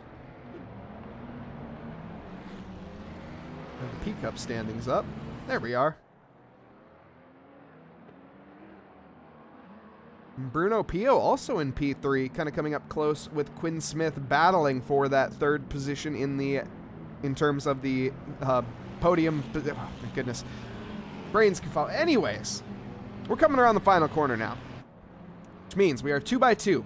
Noah's Ark formation. Skylar Lovering on pole position with Ollie Raza company in the front row. I'm Mike Nause in the booth. Next to me is Daniel Verçosa. We have 1 hour and 30 minutes on the clock as we get ready to go green here at the Nürburgring, approaching the board, and we go green, green, green now, heading down to the first corner. It's a smashing start for Ollie Raza, who is going to be challenging the outside line, but also a better start from Christian Rousseau and Bruno Pio behind. It is a sea of cars coming in late on the brakes, or early on the brakes for the cars in front. I don't think Wilson Fernandez was expecting that big dive. We saw the BMW, nice move there from, I think that was Darren Thomas, just avoiding that contact. 3 wide through the arena sector we go, and 2x2 sticking with it we go. Christian Rousseau, and I think that's Bruno Pio getting washed off wide, losing that position early on with Quinn Smith company there with Wilson Fernandez side by side. The two Audis up at the front there, going side by side for multiple quarters through the entirety of the arena sector. That is not allowing Vadik Zitsiev through whatsoever. He started in P8. He's gained a position over Casey Schutte at the start here, but he cannot make his way through the brick wall of Audis. I say that, and it looks like he may have found a little bit of a gap. What a clean start compared to the Porsche Cup, Mike. Yes, most certainly. That's tough to beat. But anyways, we go side by side into the hairpin again. Wilson Fernandez with a lunge onto Vadik. He is not able to hold that position, and Vadik gonna have to try again. Up at the front, Ollie Raza is chasing Skylar Loverink. They may just work together here at the start, try to pull a gap over Rousseau, and then deal with each other later. That is my suspicions. But we will see. Of course, Ollie Raza and Skylar Loverink, they are known, well, they're not known at Nemesis. We've kind of just dubbed the whole Nemesis title, but still, they're Nemesi. Wilson Fernandez, though, on the charge, going to be making a look into the NGK chicane. Is going to try on the brakes, the outside line. Not going to happen, though. It's such a tough move. Not the most optimal place for an overtake. No, most certainly. You're going to see a lot of your core overtaking opportunities coming into the first corner, as well as the arena sector, and maybe into the Dunlop. That is also the Dunlop hairpin. That's also possible. But as it stands, we are green, green, green, and all of these drivers, you can see concertining up into the first corner. Behind them, we have side-by-side action from Jace Wright and Darren Thomas. Darren on the defense, on the inside line. He should be able to hold that position, but let's see, is the switchback there? No. Jace does not decide to go for that. The controller king relinquished to P10 at the start. He had such a good qualifying, but Dan, for now, currently trying to make his way back up in the positions. Oh, he's up 3 positions. What am I talking about? Already? Yeah, that's lots of respect for this guy. It's close. Also, Stefano Ronaldi just served a drive-through penalty. Maybe it was for position on the grid? I did not catch that. Yeah, I also missed that, unfortunately, but I presume that is what it was. I don't think you could pick up a track limits penalty this early. I'd be impressed if you did. For now, Kronotis and Burakovsky, this is a battle for P13. A big train of cars. Hard to make any moves whatsoever in this train. Ricky Scott has had an off. Ooh. Was there contact involved? Can't really see from this angle. So Ricky Scott leading the AMG. That's not CJ Engine, I think, but that's the CJ Engine Works car. Or is it CJ? Regardless. Oh, that is a... Doesn't matter who it is, because that is a completely unforced error. That's a very lively rear. You see the suspension travel just bumping, and he lost control and went to the little sand pit there. Now, what is going to happen here? We have 4 cars going within a 1/10 of a second onto the start-finish straight. You can see the inside being covered immediately from Quinn Smith. Wilson Fernandez moves to the outside, leaving Vadik really nowhere to go. Vadik just picks the racing line. Side by side now, the number 88. He's going to try to follow the 88 through. Bill Wilson on the inside. Is Vadik, going to go for it? Stays back for now, but sticking with it is Wilson, and Wilson makes the job done. There is what I expected from Vadik. Vadik following the 88, yes, following Wilson through, and Quinn Smith relinquished 2 positions, now going to be a 3rd position. Quinn is so hard to have that happen to you. I do got to say, you lose 1 position in that, and is it going to be a 4th to boot? Should not be, as he has the inside line into the hairpin. He should be able to cover that off. Jace Wright onto the marbles, going to get a much poorer exit. Yeah, what a move from Vadik. That was bold, but it did work. It did work. He capitalized on the situation and just went for it. Oh, awesome. Man, Casey going off, unfortunately. He had such a nice follow-through as well. And dropping 1, 2, 3, 4, 5 positions, maybe 6 now on top of it. Does manage to keep that position, but Casey Schutte there. Unforced error again. That is going to be the motto of tonight, I presume. Full on Mike, board I just beat you to that. I was just about to say, I saw Casey Schutte's car delivering us, and I remembered, wait, where's Eric DeBosco Cos? That with the stolen livery, and there he is in chat requesting a full on board lap of Stefano Ronaldi. Yeah, we'll pick up one with Stefano Ronaldi a little bit later. Jelson Cruz overcooks it and loses 2 positions. That's Casey Schutte now behind. He says, hey, I know that mistake. I've made one very similar. Down the start-finish straight we go. Jelson gaining. Oh, he's gaining way too much right into the back there of Drew Burakovsky. The Fushi competition is off. That is also the Porsche car off as well. Not Porsche Cobb, Porsche car. Oh no, and a terrible rejoin from Drew Burakovsky. Takes Steven Tomazic out to boot. Steven is going to be absolutely fuming after that. Yeah, not a rejoin he would expect. Not even for Steven Tomazic to dodge, but it's certainly a chain of events. And Darren Thomas also getting collected in that incident as well. We're about to watch this rejoin. Just a full... I hate to say it, but just one of the actual worst rejoins you can possibly imagine, actually. That was not ideal from Drew Burakovsky. Yeah. Would not expect that from him, but I would say it's just the heat of the moment. You feel very, very frustrated when that sort of thing happens, and you just lose all conscience. Well, it depends on the skill and the mentality of the person, of course. Also, wait a second, Jacob Church in chat. Why is Jacob Church in chat? He's not signed up for this series. Oh, he's only in the... Okay, my bad. Yeah, he's only in the Porsche Cups. Also, we got... Is this... Yes, Nate Lemon? Excuse me, Dan, but to you, that is Alpha Dog Nate. Oh, my. That is how, if you don't refer him to his proper title, he will flex his muscles and the world will explode.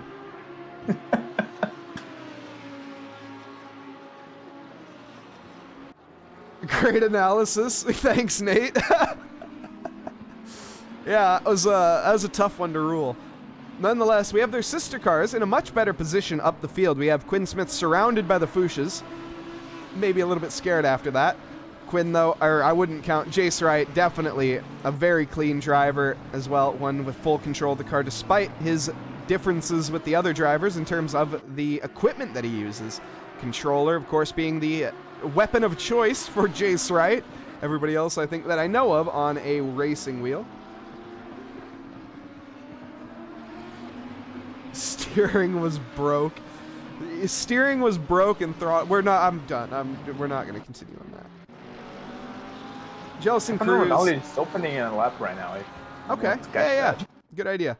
We'll pop on board here with Stefano Rinaldi in the Scuderia Ferrari. There are some battles. We'll wait. There's battles happening. It's hard. It's hard. Stefano, unfortunately, has got himself into the back of the pack, and it's just he's kind of lapping at the moment. We got side-by-side action between Anton Waus and Jelson Cruz in the Rockefeller Racing Porsche 992. What a bold move from Jelson Cruz. That's not a place I would expect for an overtake, but he did it anyway. Casey Jackman trying to get a little frisky as well. That's actually going to get punished immediately. He closes the gap. And now, though, gets involved. Not sure there was enough space left there for that Audi from Casey Jackman. I don't even know if Casey saw that the Audi was on the inside, to be completely honest. Nonetheless, stewards will be having a little bit of an inquiry into that one as well. And Cody Blanton in chat also. Welcome, Cody.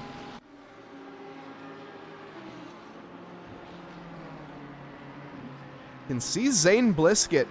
I think he smells blood in the water when it comes to Casey Jackman. Casey going for a little bit of an eager move that might show weakness. Let's see. Zane doesn't go for it into the first corner, surprisingly. The gap was there. Alternate line being chosen, but it's going to be a tough one to have the full send through the arena sector if you're not already fully alongside.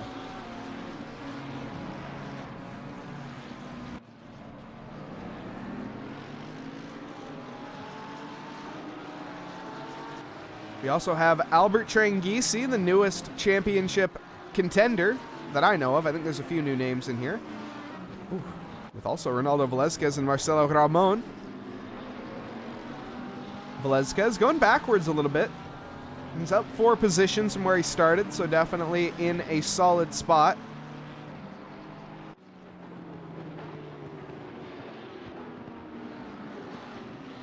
Albert Tranghisi. Very fast driver, I do need to say. A little out of position, of course, wasn't able to partake in qualifying due to his disqualification. I'm assuming out of the firing order in terms of the running when it comes to odd numbers out first, even numbers out second, or vice versa. However it was in this session. I think it was odds first.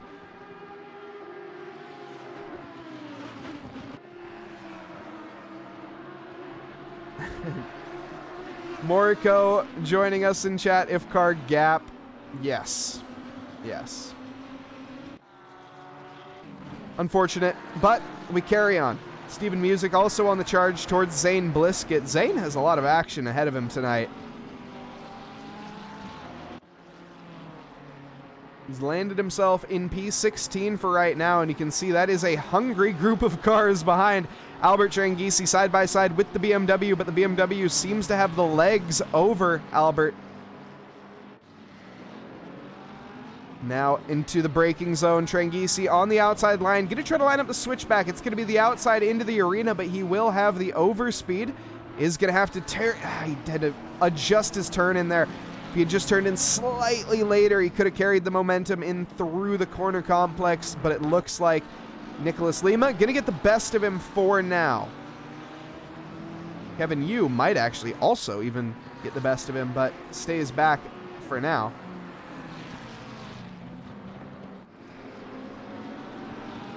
Did I say if car gap? Hey, my brain's on overdrive, you know? if gap car. We're trying to process a lot of information here.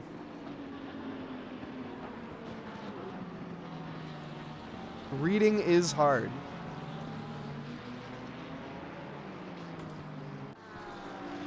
We also have a pit wall available if anyone is interested, where you can find loads of juicy data. Has been running, I just forgot to mention it. And some interesting data as well.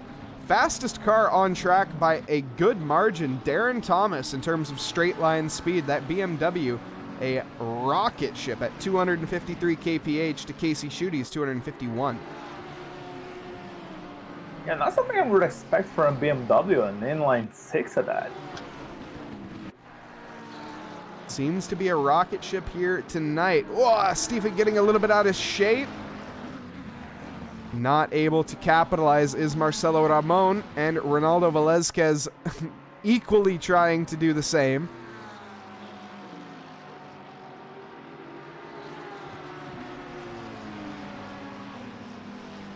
Up ahead, we also have Devin Anthony, who just got dispatched. I unfortunately missed it, by Jelson Cruz. They're going to stick side by side, but I think they're both Rockefeller racing cars. I think Jelson Cruz is going to manage to stay ahead for now. Perhaps some team orders involved? Didn't look like it, I will say. These guys look to be fighting quite hard. It very well could have been, but... We also have Ruby in chat. Ruby, welcome!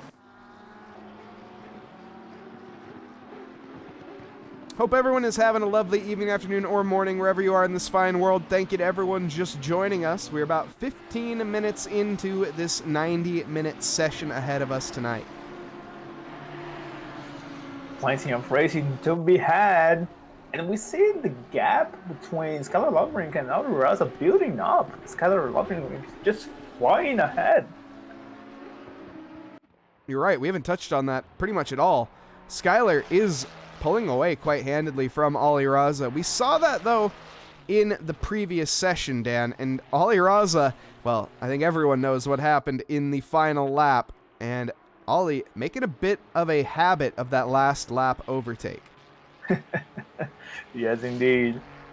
And they're both in the same car, so it's all up to setup and driver skill.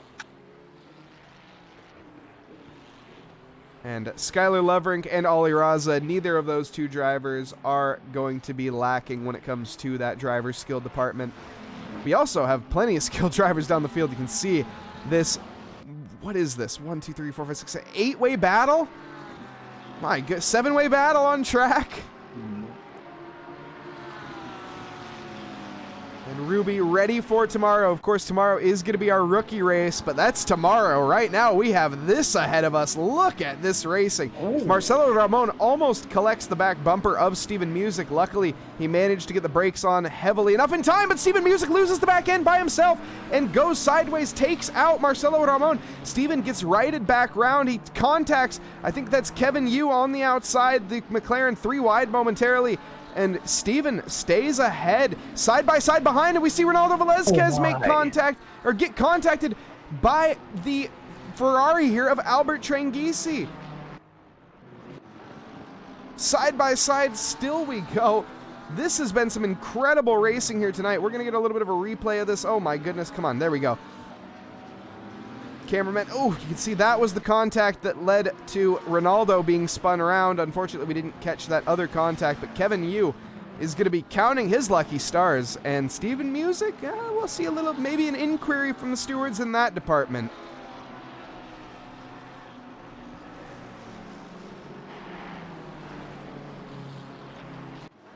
Oh, Albert Tranghisi.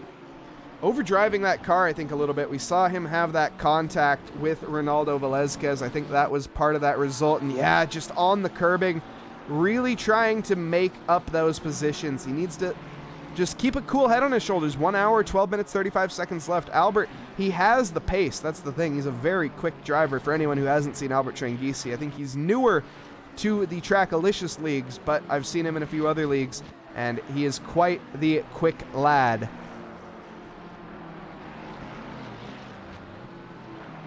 Just like I said, unfortunately, needs to keep it calm here tonight and use time to his advantage, which he has plenty of.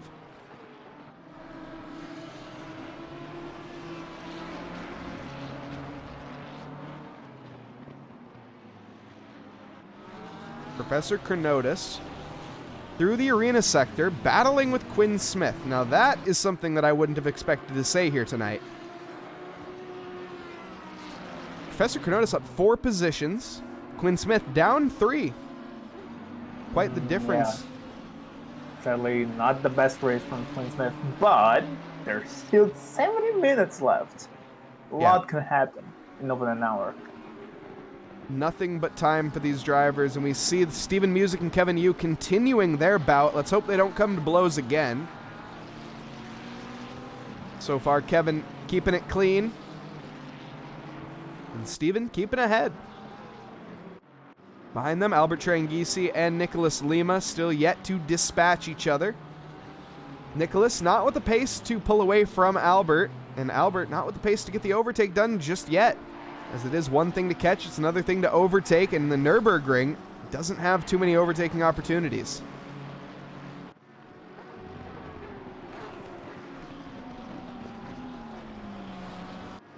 Oh, and that's Steven Music's back end losing it again.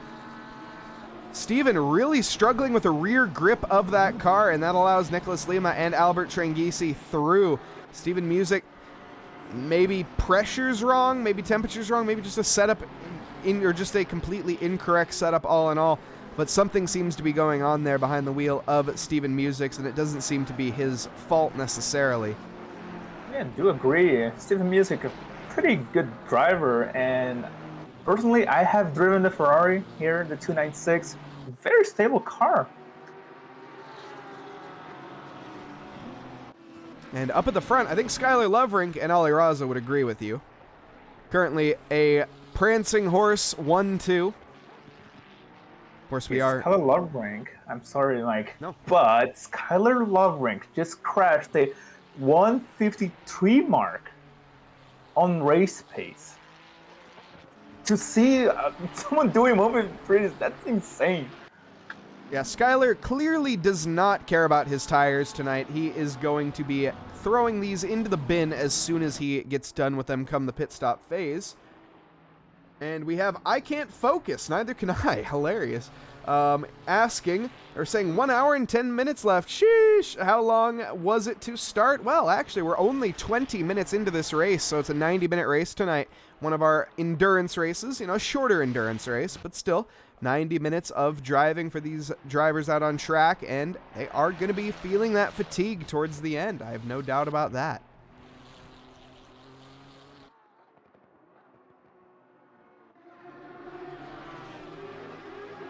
And Casey Schutte in the Reckless Racing 444 battling with Jace Wright still. I think we've seen this battle go both ways. Casey was leading at one point. Jace is now leading. Oh, Casey struggling through the NGK chicane. Seems like maybe Jace Wright running a bit more downforce on the setup. We're about to really see. Is Casey going to gain here on the straight? That's the question. He got a pretty even exit with Jace in front. That slipstream, though, not really gaining him much, as it is going to be even cars, so the drivers needing to pretty much have an overtake on pure skill alone.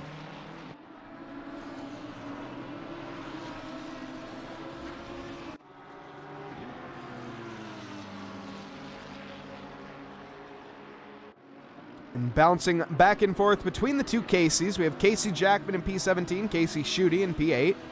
Currently following with Casey Jackman in a three-way battle with Albert Tranghisi behind and Kevin Yu in front. Casey really feels that pressure. You can tell when Albert gets into that rear view wing mirror, as I think Casey maybe a little bit hyper-focused in that regard, is just trying to constantly keep Albert behind. And as you can see, it's losing him time to Kevin in front. I think at this point, Casey just needs to let the position go, know who you're fighting, and maybe use Albert to your advantage in the overtake against Kevin Yu. You gotta keep in mind, there's still over an hour left to go. As when you are going to be driving at this style, you're pushing the car. Let's hop on board with Casey. I could be wrong. Let's see these steering wheel inputs and see if he is overdriving this car. It's from his out of perspective car. Looks like he's pushing it a little bit. But very smooth inputs through the chicane. And heading up the hill here. This is where we're going to see some flaws if there are any. As that car coming to the crest of the hill is going to want to understeer, or rather, excuse me, oversteer. As the nature of that corner very naturally is understeering, and so you hit the peak of that corner, your car just wants to snap as all of the balance. I don't really know the physics behind it, but you come to your weight transfers. That's the word I'm looking for. And the car typically just wants to snap. Casey, very conservative through that corner. And so far, looking awfully calm, I will say. Not quite pushing the car to the extent I thought. Has had a mistake here and there, but hey, who doesn't?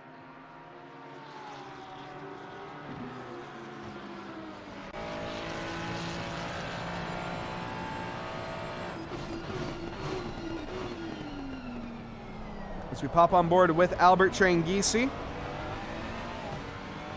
Bit of a error from Kevin Yu in front, but Casey doesn't seem to be able to capitalize. I think he is, and I could be wrong on this again. I think he's focused, though, more on behind, as I said before, than he is in front. And that's costing him. You know, when you're driving and you're in this situation, it is really easy to get hyper-focused on that rearview mirror. But one of the suggestions that I have for any drivers that struggle with that issue, just turn the rearview mirror off. You know, it's not ideal. Eventually, you're going to want to turn that back on at some point in your racing career. But for now, just turn it off until you get comfortable with drivers around you and behind you. Because they're going to be there. That's not going to change anything. But if you don't, out of sight, out of mind. You still have your radar and everything, so just pay attention to that a little bit more. And obviously look left and right. What has happened to Ali Raza? My goodness, everybody, Ali Raza is human. Has he made a mistake in the NGK chicane? Are we about to see a Ferrari bottom out? There's a problem in the Matrix. Oh! Ooh. Enough mid-air time for mid-flight snacks. Ali Raza rejoins the track very quickly. 9.3 seconds behind Skylar Lovering. Pakistan Zinabad team is going to have a rough time having to fix that splitter because holy cow, there was a lot of airtime. Yeah, the entire under tray of that car in real life would be absolutely destroyed, but hey, we're in sim here tonight. And we have Nemesis Whip in chat. Welcome, Nemesis. And Ruby, that's a chunky sausage. Yes, it is. Oh my, Jaeger. Has he found a chunky sausage himself?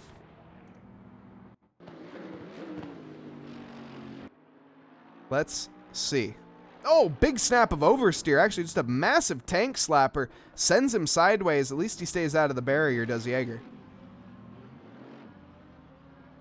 Yeah, I can comment on this, Mike. The Mercedes, the AMG for Nürburgring is hell. That's all I can say. It's hell.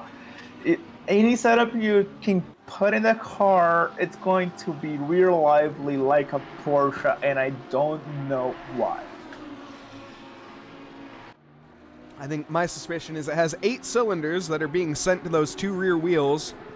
And that AMG generates a lot of power. And half the car is a hood. Yes, and half of the car is also on the other side of where the power is delivered, so that doesn't quite help.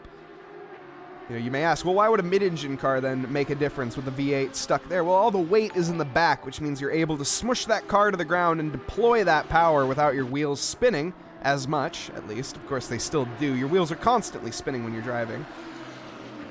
Beyond just the... anyways, we won't get into that. And we also washed up Squid. TJ Washed in chat and King Donuts asking, where are the live timings? We go !! pit wall, which I'll do. You can find all the live timings here.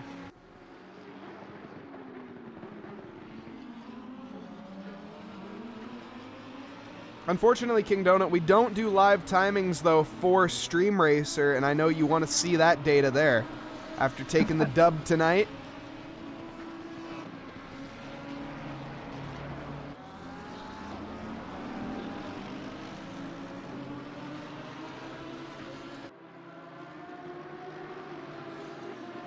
Now we have Casey Schutte in the ACDC 444, the ACDC tribute livery made by Stefan Lindauer. Stefan away from racing for now, off to school, but hopefully we'll see him back on the grid at some point, one of the livery legends that is out there. Shout out Stefan if you're listening. I don't think you are, though. He's probably out studying, or, you know, doing college things, like studying. Wink, wink. Yeah, lovely guy. I love a lot of his livery that he done, a lot of tribute liveries, like real life cars. Yeah. And it's always a blast to talk to him about content, materials, and tools used for liveries. And he will talk about that forever. I gotta say, Steven, and he is a... I'm not saying he can talk a lot. That's not what I'm saying. More just, he knows his stuff. He's a very data-driven guy, and whenever he knows things, he knows them. And when he says it, well, I'd listen. Ooh, Casey Schutte. This is braking zone there momentarily, but he managed to keep it under control.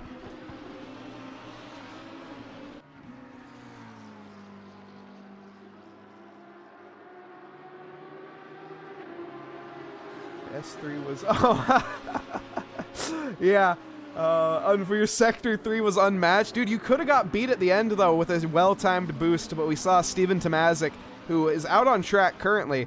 He didn't quite get the run on you, and he got overtaken by Dan Verçosa at the checkered flag. Now, for anybody wondering what the heck are these guys talking about, go and check out earlier in the stream some Stream Racer, where we had the viewers, of course, participating in some racing.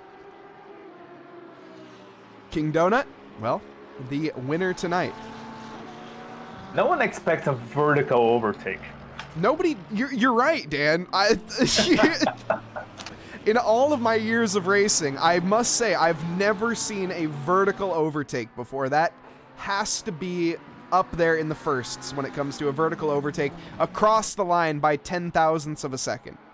We know we gotta bring the race to the y-axis sometimes. I don't even know how to respond to that. Yeah, and you know what, Moriko? You're right, Moriko. How did we not think of that? Putting the over in overtake. That was quite the fight.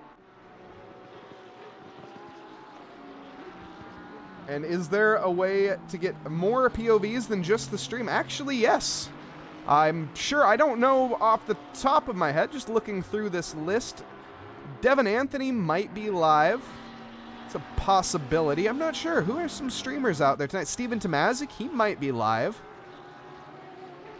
So there are going to be a few drivers that are on Twitch. You can always check out the Twitch ACC page and see if there are any. I think a lot of them have the name in the title for the TRACKILICIOUS GT3 race.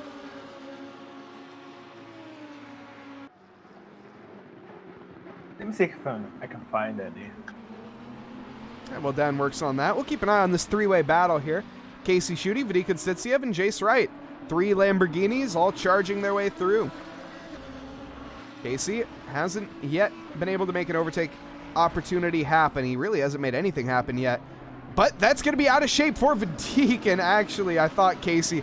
Wow. Casey he's too calm for that. He saw that, processed it, and said, nah, I'm good. That's not going to work. And he was right. It would have got his nose taken off if he went for that. But I thought he was going to do it. Casey falls back as a result. And you can see that 1 up in the top left-hand corner next to all of these drivers' names. That means that they have 1 mandatory pit stop tonight. 25 seconds to be served, as well as 5 additional seconds if they would like to take tires. I do think a lot of these drivers would like to take tires.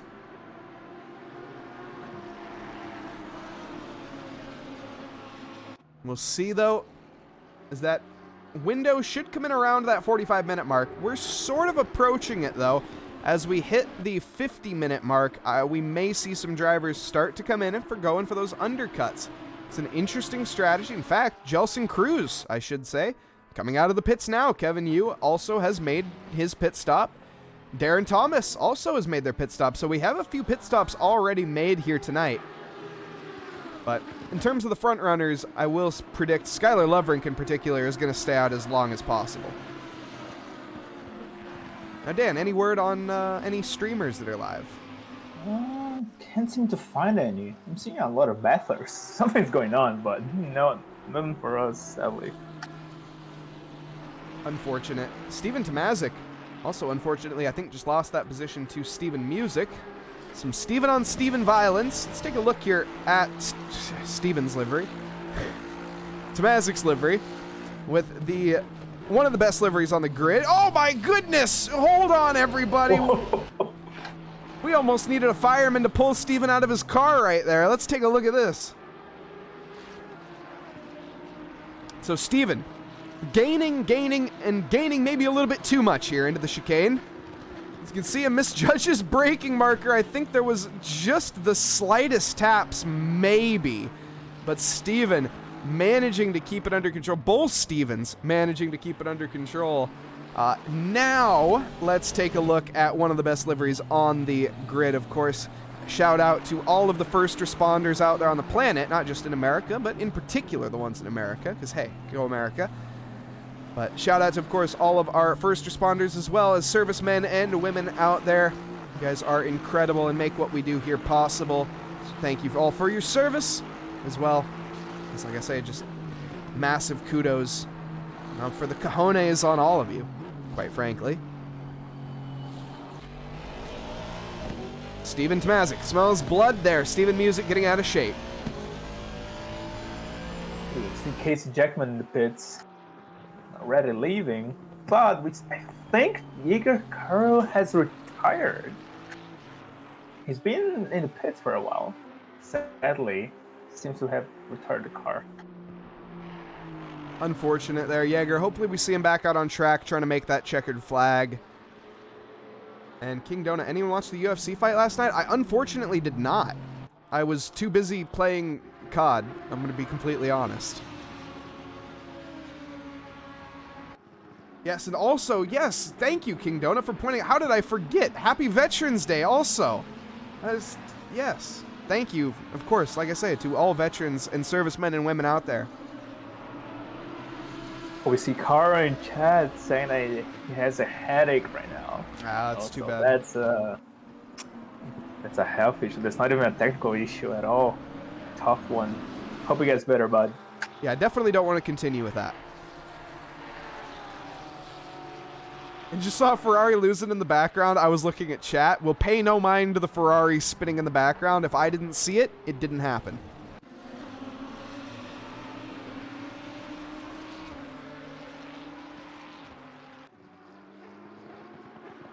This Lamborghini scrap, I'm surprised it hasn't got out of hand.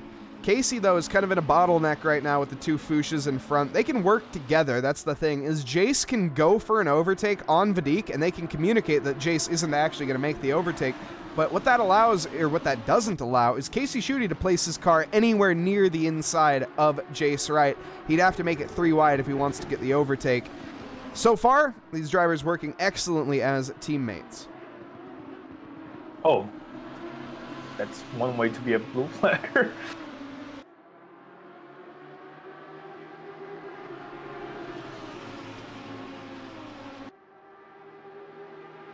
And the main card went 5 out of 5, and it was a good fight, too? Oh, man.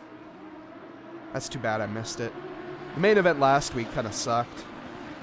But the co-main event, though, yo! Can we talk about the co-main event for a second? No, nobody cares about fighting on this channel, unfortunately. But that's reasonable. I can understand why people don't, you know, enjoy that. It's fair enough. And yeah, you're going to give it a few minutes until they come back out on track and give it another go. Or we'll see if they come back out on track, excuse me, and give it another go to make it to that checkered flag.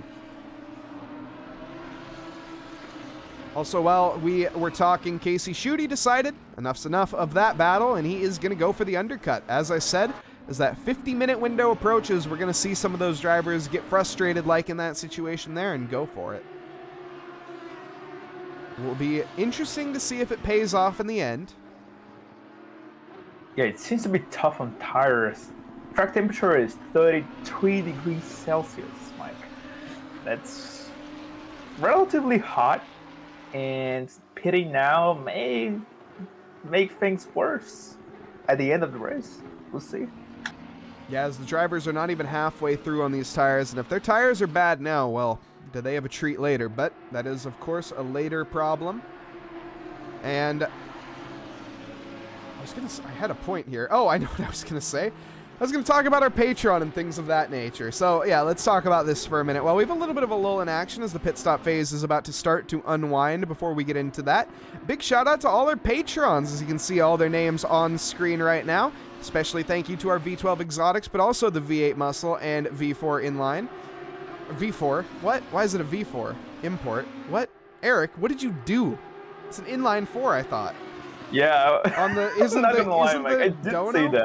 Dono thing an inline 4? Hold up. Now you got me going to the Patreon page, which if anyone is curious and you also want to check out what these tiers are, Patreon. As much as I would like to see a V4 engine, yeah, it's an inline 4. It is an inline 4. It's an import inline 4. It's not an import V4. What was Eric thinking when he made this slide? I'll have to change that after this stream. But we also, though, of course, have our calendars. We have our Porsche Cup race, which we saw earlier, the GT3 Championship to follow, which you can see tonight, Nürburgring. Next up, Hungaroring. That will be the first race of our winter Porsche Cup Championship, but race 5 of our GT3. Also, Maserati Madness coming up November 27th. All Maseratis, all the time. And boy, does that sound fun. Of course, at Kyalami, one of my favorite tracks. Also, GT4 Open Series, that's for our patrons that we just mentioned. Big thank you to all the patrons and future Patreon members as well. And GT3 Reverse Grid, that's starting up this week, November 16th. We are going to be closing our M2 Reverse Grid this week because the November 9th had some issues with the servers. Nonetheless, GT4 Rookies also tomorrow, and we have some chatters out there tonight that are going to be participating in that, so big shout out there, Ruby. Hopefully we see you out on track tomorrow, as well as some other drivers in chat for the Nürburgring as well. And unfortunately, I am seeing Trangisi Designs in chat. Does that mean that... Wait, hold on. Has Albert retired? Albert is not on track anymore. Albert, unfortunately, going to be retiring this session. I'm doing great myself, Trango, but it seems maybe the sentiment isn't shared. Unfortunately, missing out on that qualifying and then getting bottlenecked in traffic tonight with that incident to boot. I could understand the retirement. I was hoping to see you to the end, though, as I expected you to be up there even still.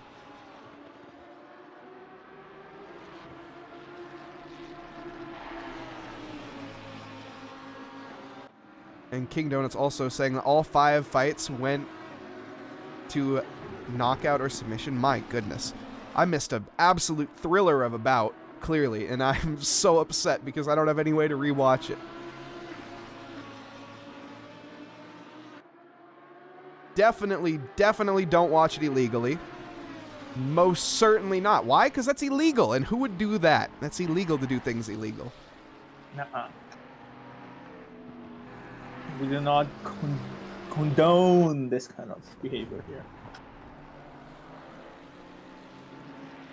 I don't even know if that's the correct word. No, 100%, Dan. You nailed it, dude. That was perfect.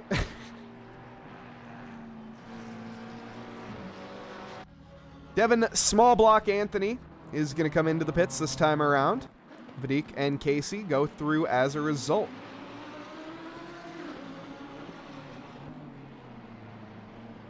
You know, Moriko, I try. Most of what I have to say is absolute bollocks, but hey, sometimes there's a key word or wisdom a time or two in my words, but I'm not tripping over them like there.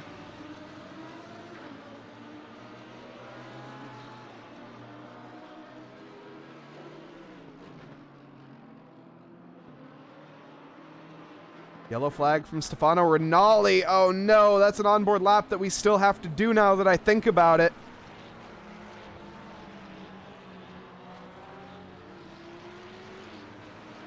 Zero practice on Nurb. Hey, Trango, that's all right. I'm sure you'll bounce back from it and come back next week.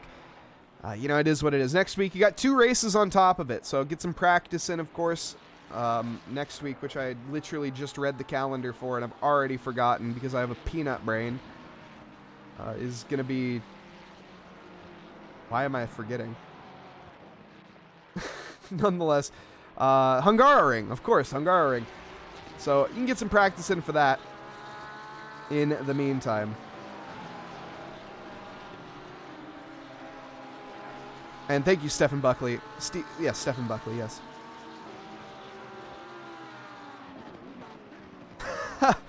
Also, King, I may have to, may or may not have to take you up on that offer. But that's beside the point. No, Mike, we must not condone any sort of behavior. I said may not. Okay, look. But TRACKILICIOUS has a Discord. We have a Discord to join. Feel free to chat about it. And even direct message people there with any sort of subjects, you know? Tortan's currently dying. That's all right. I'm sure he'll recover. You can see the Discord in chat right there if you are interested in joining. Joining, chatting about stuff.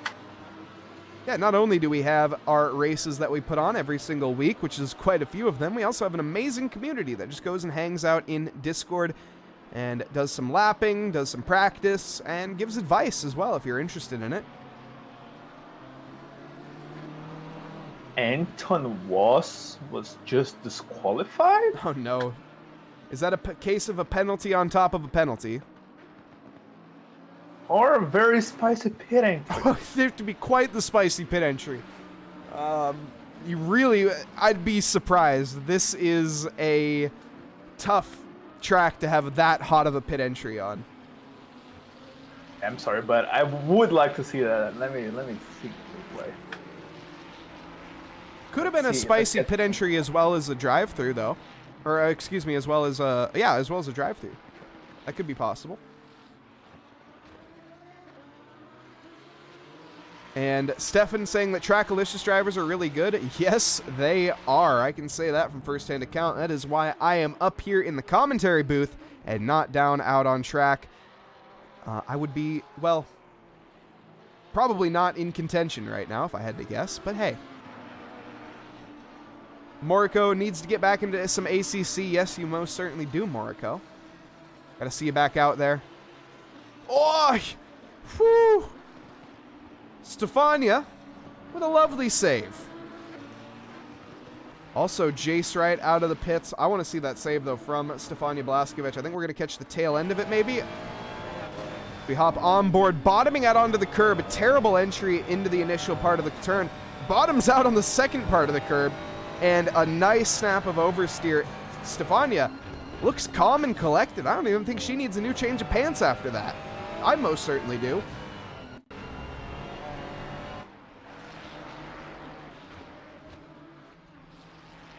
Delivery you made for the Jannetta was a one-use only. Get it back out there. Okay, maybe, I don't know, I don't want to say pick a better car than the Jannetta because you're free to choose whatever car you want, but the Jannetta is, I would advise against it, just personally. On the track. Depends on the track. It has a very short gear ratio, although it's very grippy. And you're gonna suffer if you ever have to race on Bathurst or Port Ricard or Monza. Yeah, if you like the sound of rev limiters, then that is your car. They sound good. Oi! Woo! Raleigh Duce. With a mild scare on that rejoin. Let's see what led up to this. Oof! Way out onto the curbs and lighting those rear tires up. Comes barreling back. Oh, hits the tire wall and gets the car stopped in time. And then with a safe rejoin to boot. That scared me a little bit, but he had full control the entire time. Very unfortunate. You hate to see it. I need to get this on board. Okay, Stefano Rinaldi, before I forget, literally, what was it? 42 minutes ago. No, 47 minutes ago. Stefano Rinaldi You can see, lifting off the throttle, allowing those 3 to go by. That was going to be Bruno Pio, Vadik Konstantiev, and Jace Wright. In fact, hold on. That has allowed Vadik side by side with Casey Schutte. We'll go back to that onboard, I promise. And Casey Schutte is through. Now, back to the onboard. Jace Wright actually hit... Oh, come on. Stefano's off. He's as far right to the track as he can be. Come on, Jace. Negotiating that arena sector. Seems like Stefano didn't quite land this setup properly. This looks like an extremely understeery Ferrari 296, if I do say so myself. Really struggling for grip, as you can see, just taking very conservative lines. Having to go for full lock. Has a car behind. That's going to be Professor Kenotis for P10. Lifted the throttle. Very generous, I gotta say. Very, very generous from Stefano Rinaldi. Allows Darren Thomas through as well. That's hindering his race over Raleigh Duce, but prioritizing other people. And on to the Schumacher S's. Going into, or through Sector 2, way deep into the Schumacher S. Stefano definitely seems to have some sort of setup change incorrect there, because the grip is just not there. Chucking it into the corner. Nice setup, but once again, the understeer just being the dominant factor that I'm seeing through every single corner. Now, 1 sector to go. Through the back, not so straight. Gonna tilt the car into the right-hander, nice and flat out. Now we can be looking for the braking marker around the 50 board we saw in the Porsche Cup race at the 75. We can extend it a little bit. That was more the 60. But now the Coca-Cola curve, the final one to navigate, and setting up for a good exit onto the start-finish straight to carry that speed is Stefano Rinaldi. And last time around, not the greatest lap, as it was out of a pit lap, but 2:07 this time around. That is, of course, due to traffic. And can we get some 992 action? Yeah, why not? Why not? We can get some 992 action. That's the wrong button.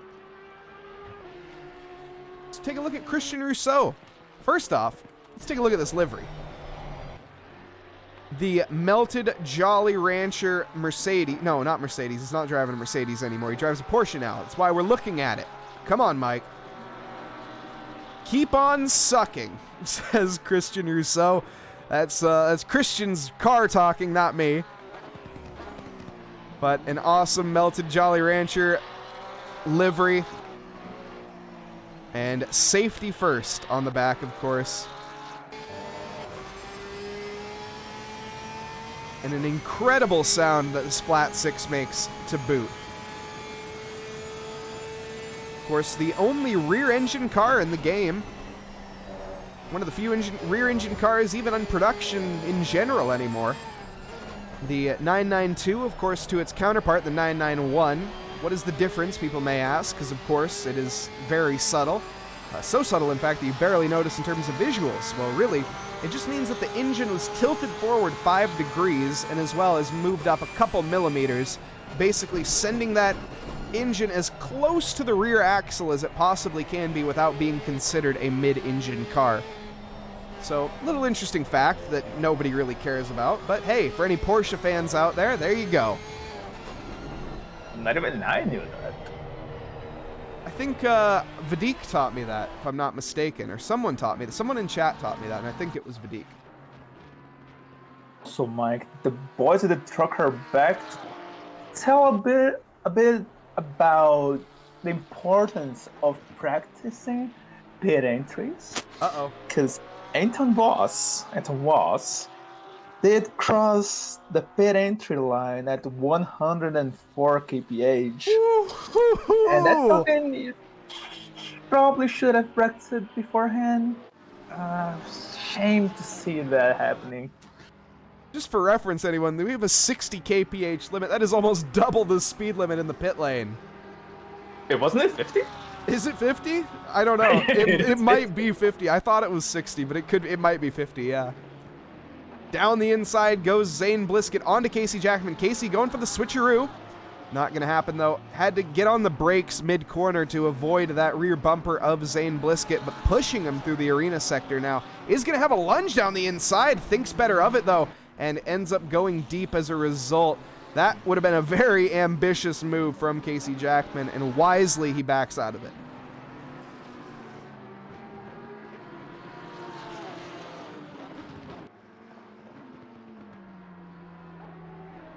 And, oh, Casey making me nervous under braking. So far, so good, though, for the Rusty Plastic Co. Why don't we take a look at these two liveries, maybe get a little side-by-side?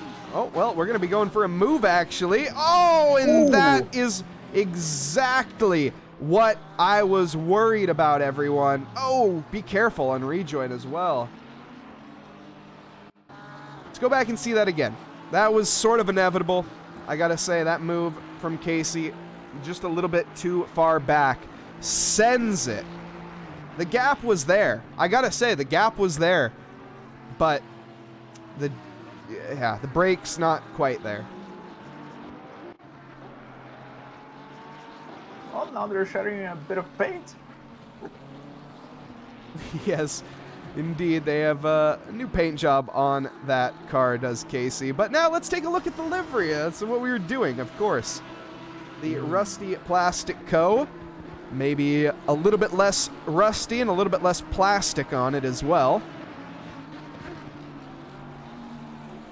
The lovely Yokohama on the back. Actually, what the first corner used to be named, if I'm not mistaken. I think the first corner used to be the Yokohama Kur, Yes. if I'm not mistaken. And if car gap. Wait, hold on. What did I say? Now I have myself messed up. What is the incorrect thing to say? If car gap. If car gap. Yes, that doesn't make any sense. There we go. Yeah.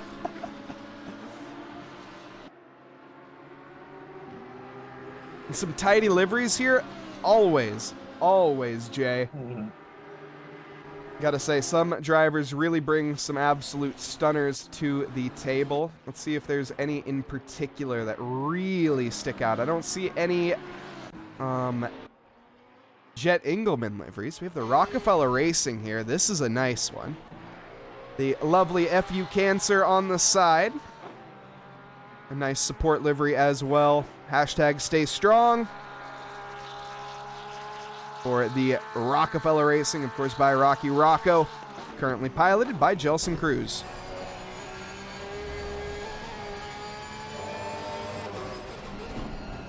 Also, Steven Tomazic with the most tidy livery in the lobby. Don't think that is even debatable. Had a little bit of a yellow flag. As a result, I think Casey Jackman has slipped on through.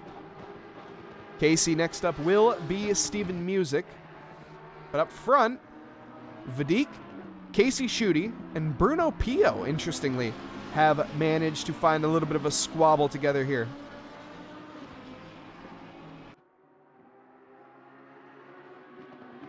Talking about tidy liveries, this is a very hot livery from Casey Schutte. AC/DC tribute, as I said before, by the Stefan Lindauer.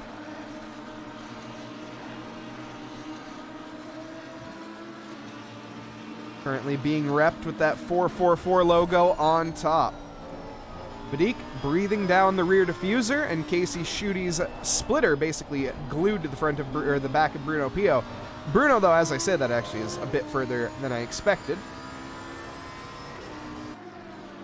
But keeping within that 1 second window for now.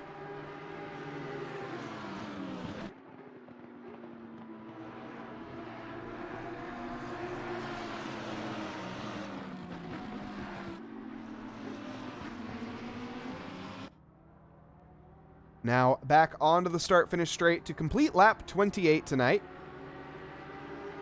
Looks like approaching that 32-minute mark. We have almost everybody that has made their pit stop. Quinn Smith being the only driver up at the front to not have made a stop. Stefania Blaskovic the only other driver beyond that. What has happened as soon as I turn the camera away?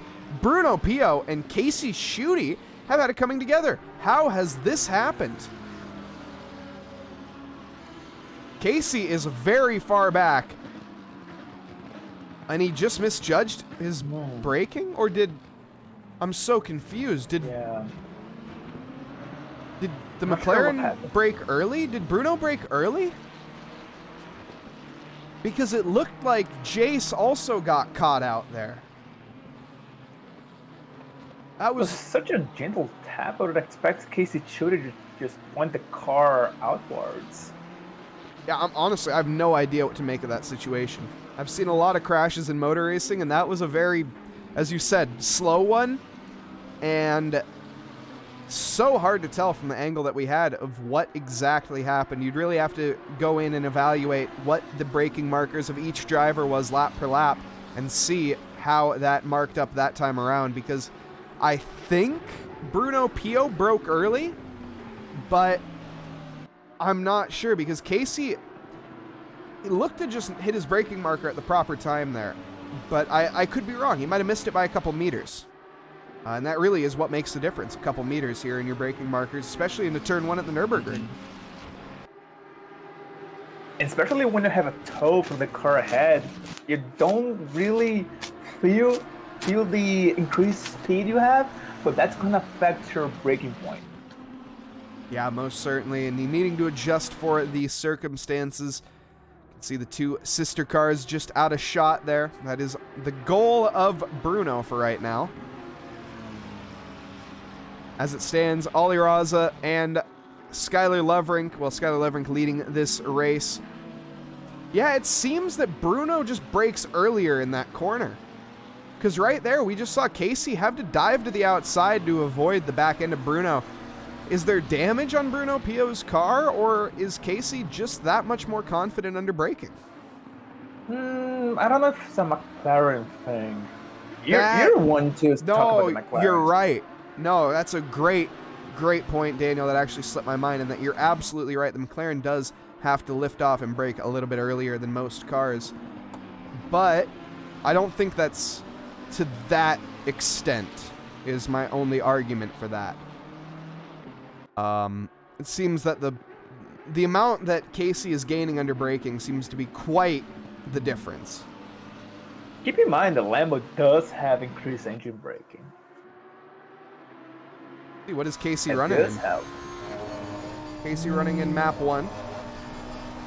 So minimum engine braking, but still, that very well could be. That's one for the stewards, you know.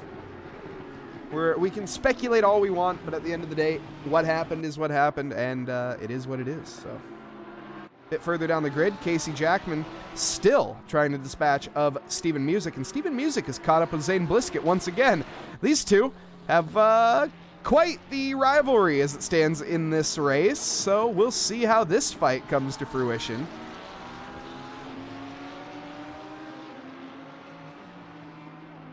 Hopefully with no love lost between Steven and Zane Blisket, of course. But a bit of contact has been had tonight. We see Christian Rousseau is off. Rally Duche with a stop-go 30 as well. What has happened to Christian? Way out of shape on pit exit. What is this mechanical issue that he has had? Yeah, you know what? Maybe force feedback loss. Yeah, because he was jerking. Trying to feel. He's jerking back and forth at the wheel. That could be. Do we have a website for setup exchanges? No, we do not. But we, or paid? No, we unfortunately do not, actually. We don't have any Coach Dave affiliation either as of yet. Hashtag, if anyone in Coach Dave is watching, please let me know. Wait. But we don't have any Coach Dave setups. However, we have some people that are very nice in Discord that would like to share their setups. So if you do drive a car of a similar driver, feel free to just ask them, as a lot of those drivers are very willing to share what setups they have and help others, I said before, earlier on, help other drivers improve, as that is the real goal of the community that we have built at TRACKILICIOUS. Exactly. We do have a rookie series, but we also have a specific coaching and setup channel in our Discord. That if you have any questions, you can just bring that up and someone will definitely answer you. Yes, indeed. Thank you very much, Dan. I forgot about that. And yeah, also Neo Kabuki bringing that up as well. Sometimes members share it in that channel. So definitely check out the Discord. That would be my biggest recommendation before you go and buy some setups. Also, don't let setups be the maker and breaker of where you're at in your racing career. You know, that's kind of the thing is people, I think, get a little bit too hung up on setups sometimes and think that it makes all the difference. It really doesn't. As Quinn Smith, if you put, or Skylar Loverink we'll use, for example, as he will be leading this race, you put him behind the wheel of any basic setup car, he is still going to be much, much quicker than me. That doesn't change anything. I could have the best setup in the world. It doesn't matter. At the end of the day, you got to be able to perform and deliver. So my recommendation is start with the default safe setup and then just tune it from there. Work your way, of course, learn the ways of the setups, learn what changing your anti-roll bar, learn what changing your slip angle, what your camber and your caster on your tires, what all that is, of course, because for these drivers, one of the sides that often doesn't get mentioned, Dan, and I'd like if you would touch on this maybe, is just the setup side of things.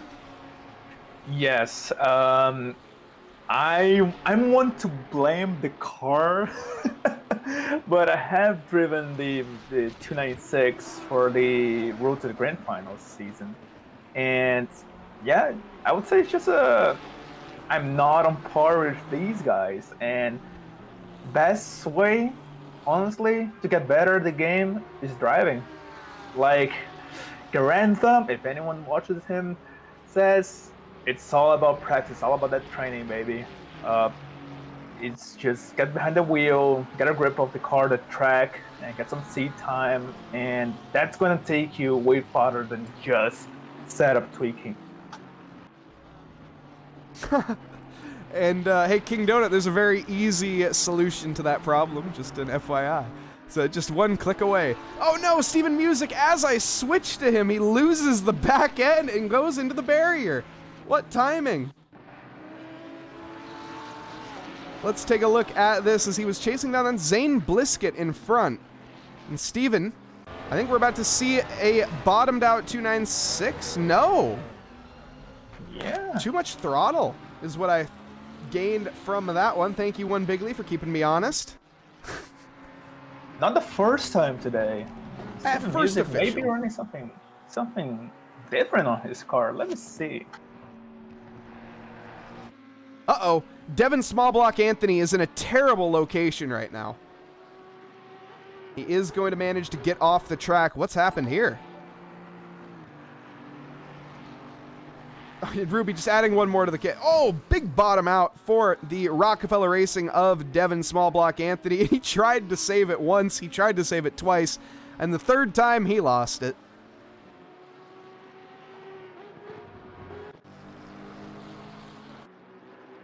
Yeah, I wouldn't say it's brake bias. Seems to be pretty on par with the guys at the front, but he's also using TC9.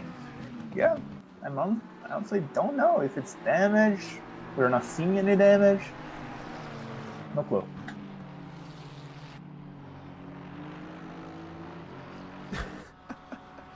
And lethal FPS with a name like that, you have to watch Grand Thumb. That is a pretty dope name, I'm not gonna lie. We also have Flannel Daddy in chat. Shout out to Flannel Daddy.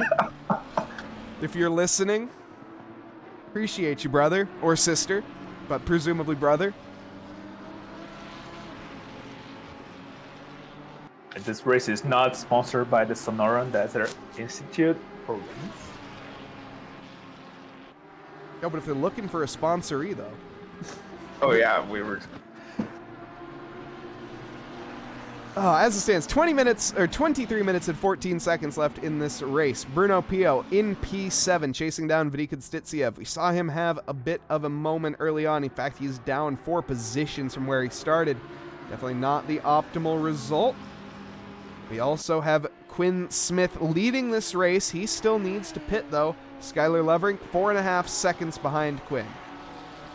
Yeah, base strategy. I want to support that kind of stuff. It does seem to be using map 1. So the Audi seems to be a pretty fuel efficient far, I don't know. I'm not sure. 10 cylinders, I would expect it to be a little thirsty, but who knows with the modern day fuel efficiencies and engine technology. It's all very good. And King Donut saying that you like the stock aggressive setup, but had to change it a bit. So, yeah, that's often a debate between the safe and the aggressive setup. And I'm going to be honest, ever since 1.9, I've used the safe setups.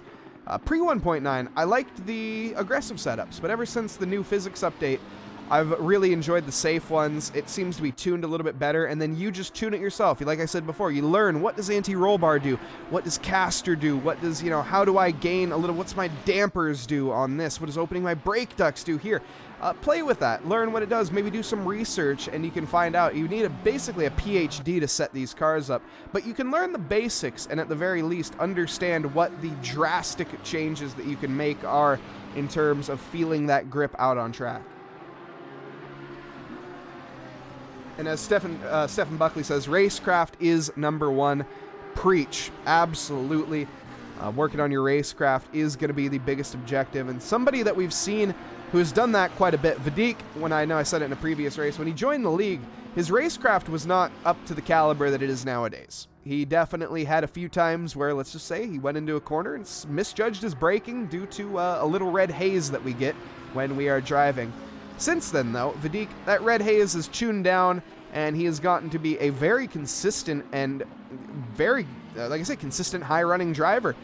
Where he belongs in terms of his pace, he has extremely good pace. He maybe bottles it here and there in qualifying, but hey, that's who doesn't. But in terms of race pace, he delivers each time around on this track, it seems, recently. P6 is no easy feat with this grid that we have tonight. Like, it is honestly something to be proud of. And if he was in chat right now, he would be complaining, but that's beside the point, because it's not complain-worthy. And yeah, being surrounded by, sorry Mike, but surrounded by Bruno Pio and Wilson Fernandez, and even ahead of Casey Schutte, that's insane. Come on, Vadik. Be happy of where you are. But you can always improve. Not gonna lie. And there is, of course, only one way to improve, and as we said before, that is practice. You got to put the time in on track in order to gain the skill. And that doesn't just mean lapping hot lap after hot lap either. You got to actually go out there sometimes and put your practice into play, really. And try to stick with that side by side, as it is so tough to do. Of course, as I often like to say, there is nothing on this planet more thrilling, and it doesn't matter if it's real life, it doesn't matter if it's in the sim. I've experienced with both, I can confirm. There's nothing more thrilling than driving side by side with somebody out on track, and going 3 wide also. But just the feeling of going side by side for multiple corners, having that 100% trust in the driver next to you, and yourself as well. You have to have confidence in not just the people around you, but yourself in order to deliver. And that person next to you, well, they share the exact same feelings. And that is something that I just think that brings racers together. And while, yes, there could be, some differences off of track when it comes to the on-track performance, at the end of the day, we're just lapping in glorified circles and trying to beat each other. So it's not the most sophisticated, but hey, it's quite entertaining in my opinion.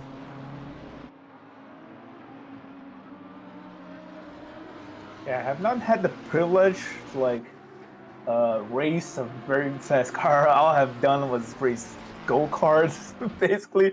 But it just amazes me how just general racecraft and knowing your surroundings, and even especially racing lines can affect your pace in a race. Because when you apply that virtual knowledge in real life, god damn, it's just a massive improvement over people who just don't have that knowledge, and you have that upper hand. It's amazing. Amazing feeling. It definitely can be, and we've seen it before that real life talent translates into sim, and then sim also translates into real life. Of course, I'm sure everyone in chat is familiar with Jimmy Broadbent. A old school sim racing driver turned to an actual racing driver, and it's very possible for any of these drivers to make that dream become a reality. just takes a little bit of time, dedication, and quite a bit of hard work. I said a little bit of time. I should have said an absolute ton of time. But if you're willing to put in the time, you're willing to put in the work, well, you'll get the results that you deserve at the end of the day. While I've been talking, we've had a nice little development here in terms of this three-way battle, now turned to four-way. Vadik and Stitsiev chasing Jace Wright, Bruno Pio chasing Vadik, and Chronotis now joining the pack in P8, battling with Bruno Pio.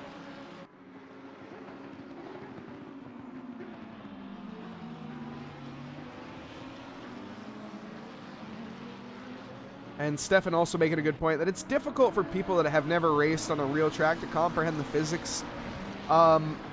Yes, I would say. I don't fully agree with that, though, as I think a lot of these drivers, for example, commentate in the SFR GT Challenge League on Fridays, and that's actually one of the drivers, Albert Tranghisi, he drives in that league.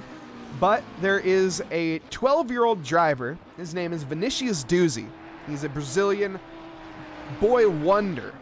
I mean, this kid is quick. One of the quickest drivers out there. In fact, I think he won 2 races from the race. He joined in the middle of the league and won both races in a row. But it's beyond just driving that kid has. He has racecraft, too. And that's something that is so unusual. And as you said before, Dan, you know, you only have karting experience. Well, so does Vinicius. He's a real-life karting kid. I almost said guy. I keep wanting to say guy. He's not a guy. He's a kid. And that real-life racing experience, yeah, it translates over into the sim and can really benefit you, but as I said, it goes both ways.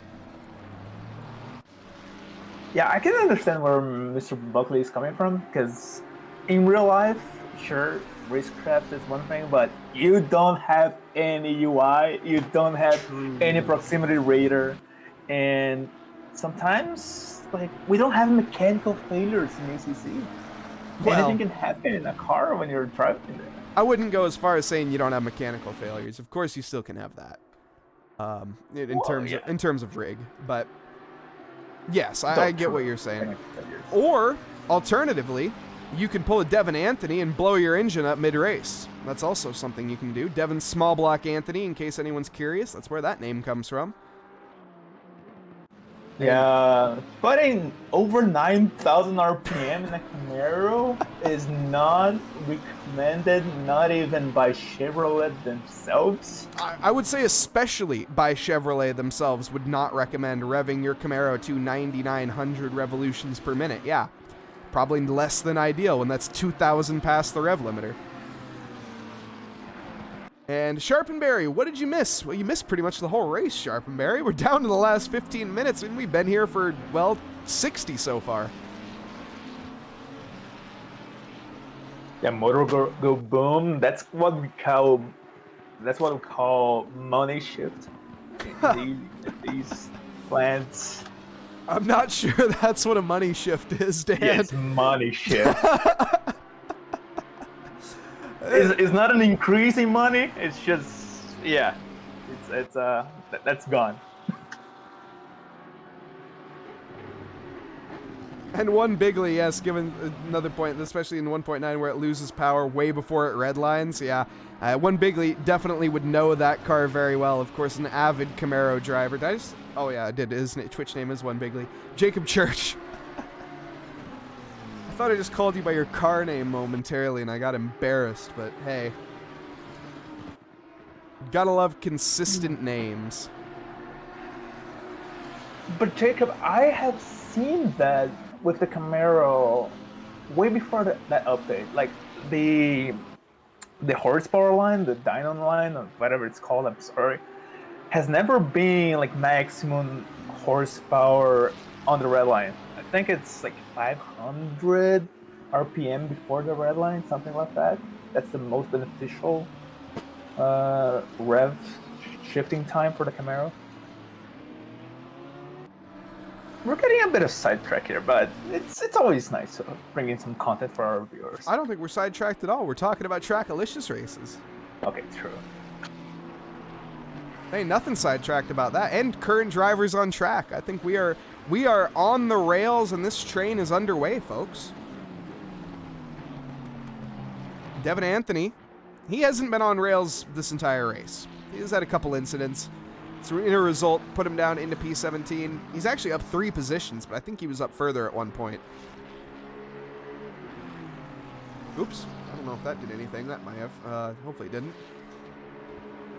And 4 your classic 4 hydrates from Sharpenberry being dropped, keeping us nice and caffeinated.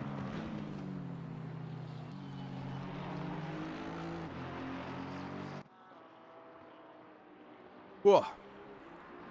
Not gonna lie, Warm Monster, not quite where it's at. Ooh.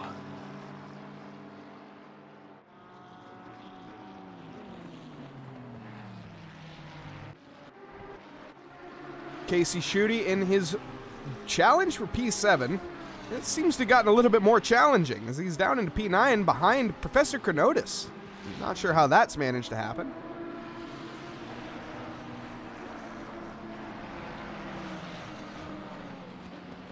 And yeah, if anyone knows, it's Ilipo. Yeah, Ilipo at Outsulainen, a very talented Finnish driver, a master with the Camaro as well.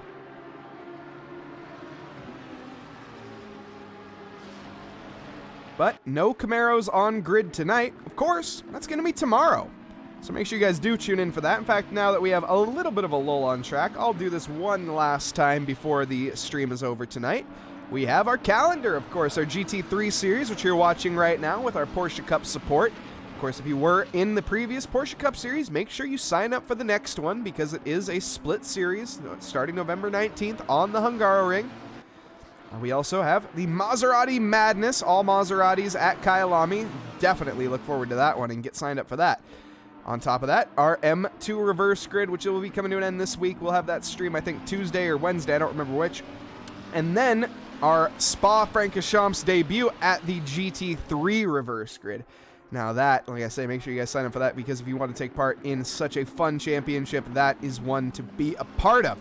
Also, GT4 rookies, that's what we're talking about tomorrow. GT4s, we're going to see some Camaros out on track, some Ginettas, and maybe some KTMs. And as well as our Open Championship. Of course, our Open Championship is open to our Patreon members. Our Patrons on screen right now. Of course, there are other ways to join that league. If you message Eric Costian, you can find out. But nonetheless, these are our V12 exotic supporters. Massive shout out to you guys. And of course, to our V8 not imports, our V8 or V4 inlines, as well as our V8 muscles. So thank you so much to everyone for making these cogs turn here at Trackalicious and making us do bigger and brighter things each time around. Now back into the action here. We see Vadik under heavy pressure from Bruno Pio behind.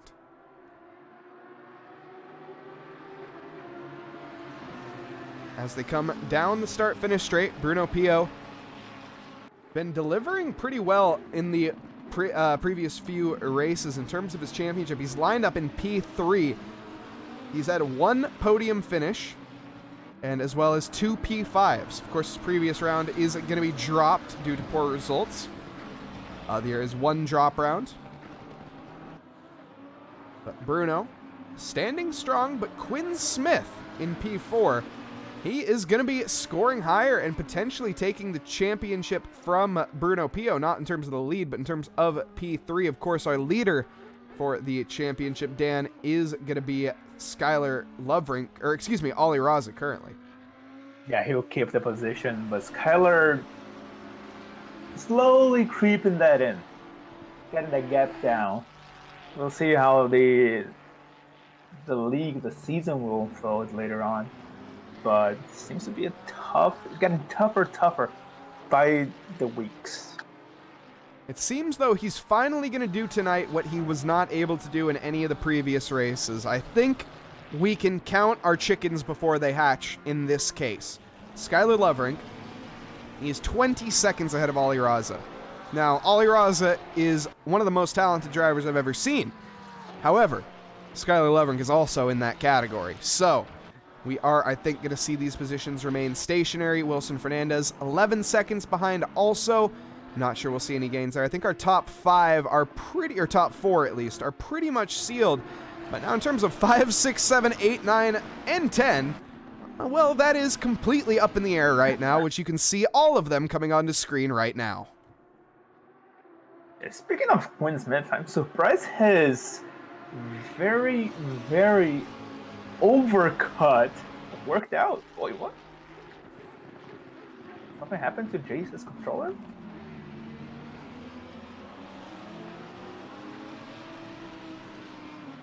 And Moriko, can't wait for the 2024 season of Autocross to kick off. Moriko, if that's streamed, you need to send me a link on Discord. I'd love to see you out there on track. Wait, what is Autocross? Autocross is sort of the... now, I would really appreciate Moriko corrects me on this because I think I may have it wrong. Is that the sport in which you climb on top of, like, rocks and on, like, barrels and stuff on a motorcycle? Let me just double check. I'm Googling. No, it's not. That's not it at all. Literally, I could not have been further away as it has 4 wheels instead of 2. What is autocross? I have no idea. I Googled about it for a bit. Like, I was curious. That's why I didn't comment on chat. But maybe something with off-roads? I thought I knew what autocross was. Low speed time attack. Oh, so it's cone racing. Okay, so it's time attack cone racing. Is that what it is? Racing in a parking lot through cones. Yeah, all right. Oh. There we go. Sweet. I have done that in real life. Okay. With my own car. Be careful what you say here, Dan. And it was... I had a blast. It's not a fast car. It's a little Peugeot 2008. The actual model name is 2008. It's like a little SUV, and it was great. It was great. Like it's not much, but it's honest work. Let's put it that way. Using a production car for this. I think the car that we were talking about earlier may be a little bit better choice, but obviously, prices. Yeah. Taking a Camaro though for some autocross, that would be fun. But. Is it streamed, Moriko? Or do you just do it for fun?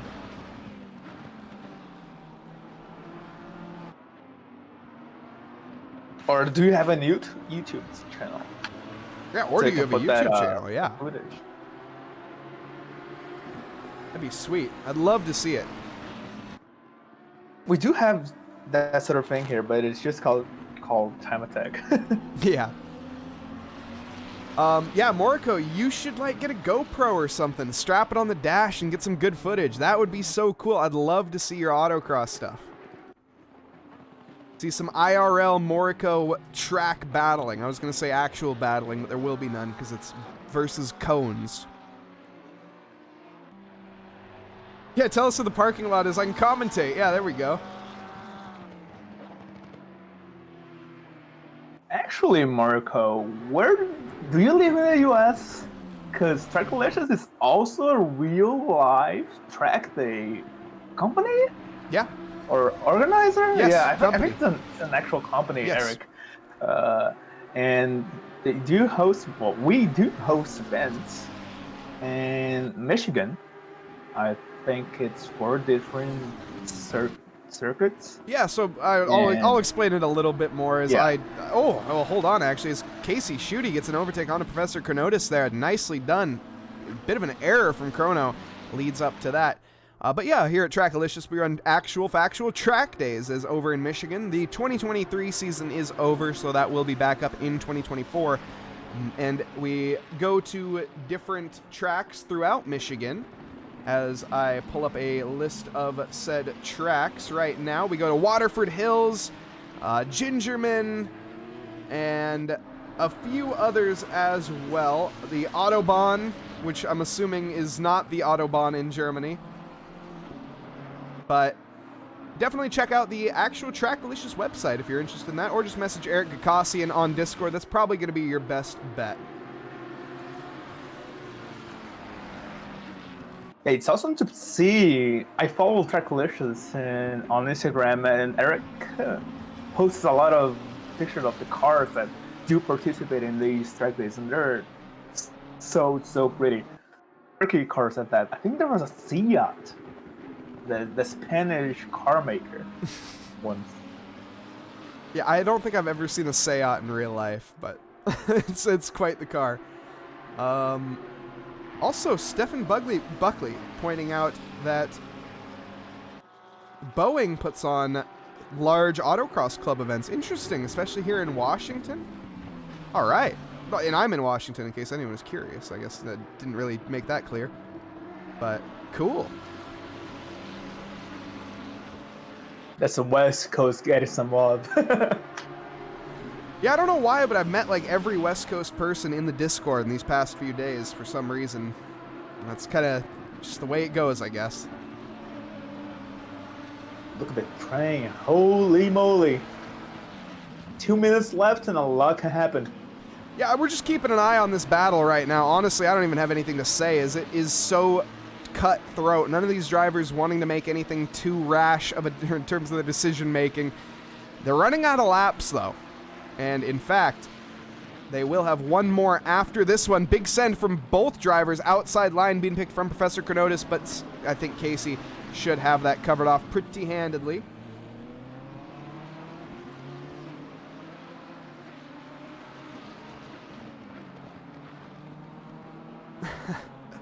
And Casey, Shooty, Chronotis here. Tight margins. Bruno Pio is still not able to get anything done with Vidic. Vidic also has had a bit of a problem keeping up with Jace Wright.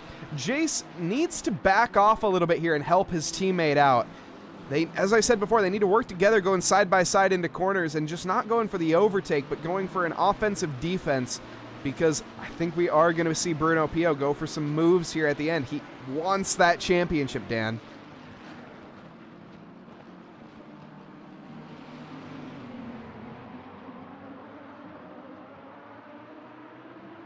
And yeah, we see the cars behind getting tangled. It's so nail-biting content right there, because they get so close because of the toe, and sometimes missing the breaking point for a bit.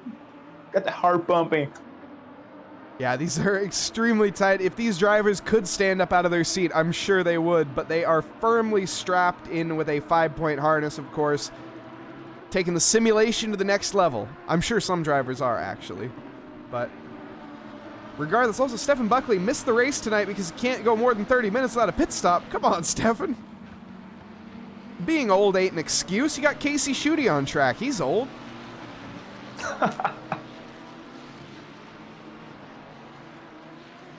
Side by side from the two teammates. In fact, that looked like team orders, but was that team orders at the right time? Jace Wright going to be under threat now.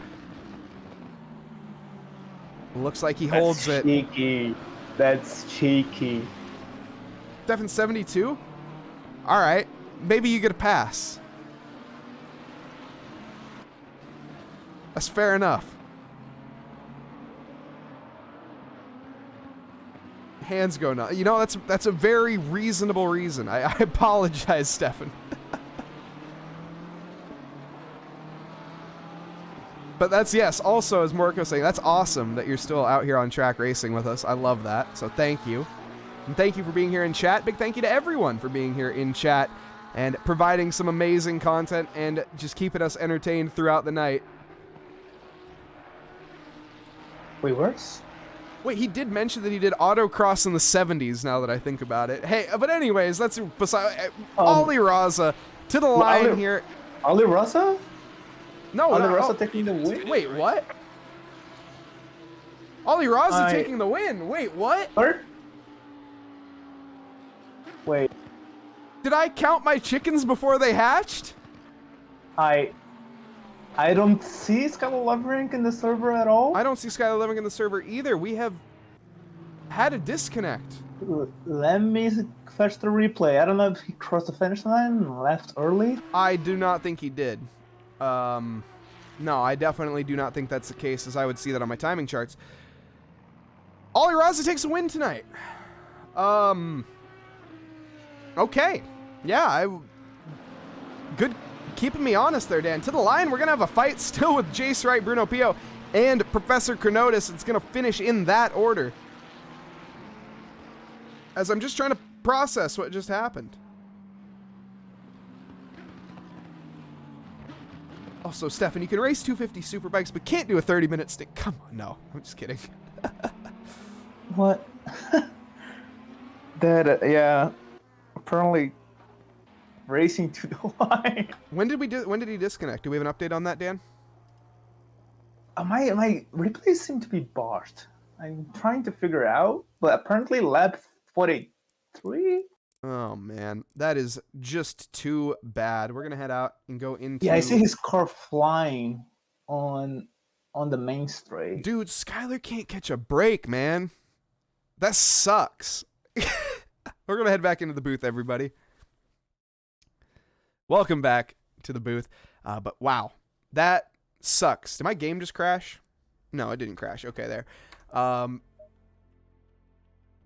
Skylar can't catch a break. Ollie Raza with another win tonight. Adds another one to the tally. Even when all of the cards are in the favor, and I count the chickens before they hatch. You can blame me, Everett. Chat, you can blame me. That's fine. You can clip it. I did say at one point that we do not need to count, or we can count our chickens before they hatch. Clearly, I was wrong.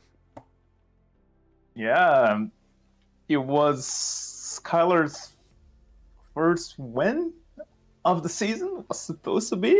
It would have been, yes. We're going to pull him in as we have the opportunity. We're going to pull him in for an interview anyways. I'm going to rudely grab Ollie... wait, what? What did I do? Oh, he left. Okay, that's fine. He didn't want to be in the interview room. That's okay. He doesn't want to be. That's okay. Wilson Fernandez and Quinn Smith we're also looking for here. Currently not seeing either driver in... Oh, I see Quinn. We can get Quinn. There we go. Lovely. Okay.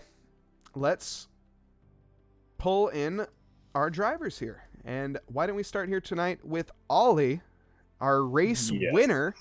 And Dan, why don't you take it away? Ollie, we're still trying to process what just happened. And apparently Skylar disconnected. But anyway, we saw a little mishap at the chicane around the start of the race. But other than that, pretty solid. You kept your cool. You did manage to get through the traffic relatively easy. How was that, all of that? And congratulations for your win. Yeah, I think Skylar got DC'd like the last 5 minutes of the race. So I don't know. We'll see what happens. I'll take the win right now, but the results may change. But yeah, overall, the race was pretty boring. It was no man's land, just going. I was trying to save the tires, but my fronts has like moderate graining, and it was hard for me to stay consistent, and Skylar was just way too quick. So yeah, I mean, if I take the win, then great. But we'll see. Yeah, congratulations indeed. And sorry, Mike, who was P2? I'm just trying to process. We had Wilson Fernandez in P2, so Quinn ended up taking P3. I also did get a message from Skylar that he does want to hop in, so we can pull him in as well. Why don't we do that here before we get in with... Oh, never mind. We've yeah, let's do that real quick. We have everyone Where did he go? Just missing Skylar. He left. Okay, well, while I wrangle him in, you deal with the others. All right, I'm going to get some words with Wilson em português. Wilson, eu não sei se você esperava chegar no segundo lugar, mas primeiramente, parabéns. Como foi essa corrida para você? Teve batalhas aqui e ali, teve tráfego para você ultrapassar? Me diga um pouco. Boa noite, Adam. Hello, Mike. Hello, Wilson. Complicado, né? Assim, foi um resultado que eu não fiz nada, né? pra merecer, assim, tipo, porque tava todo mundo no mesmo pace ali na frente, tirando o Skyler tava no outro nível, né? O Haas um pouco mais rápido, mas o Rousseau e o Bruno a gente tava bem próximo, assim, dos tempos, né? E aí um retardatário atrapalhou o Bruno e eu ganhei a posição dele. Depois o Rousseau acho que teve algum problema no equipamento, pelo que eu entendi, porque ele passou reto ali na T1, depois parou.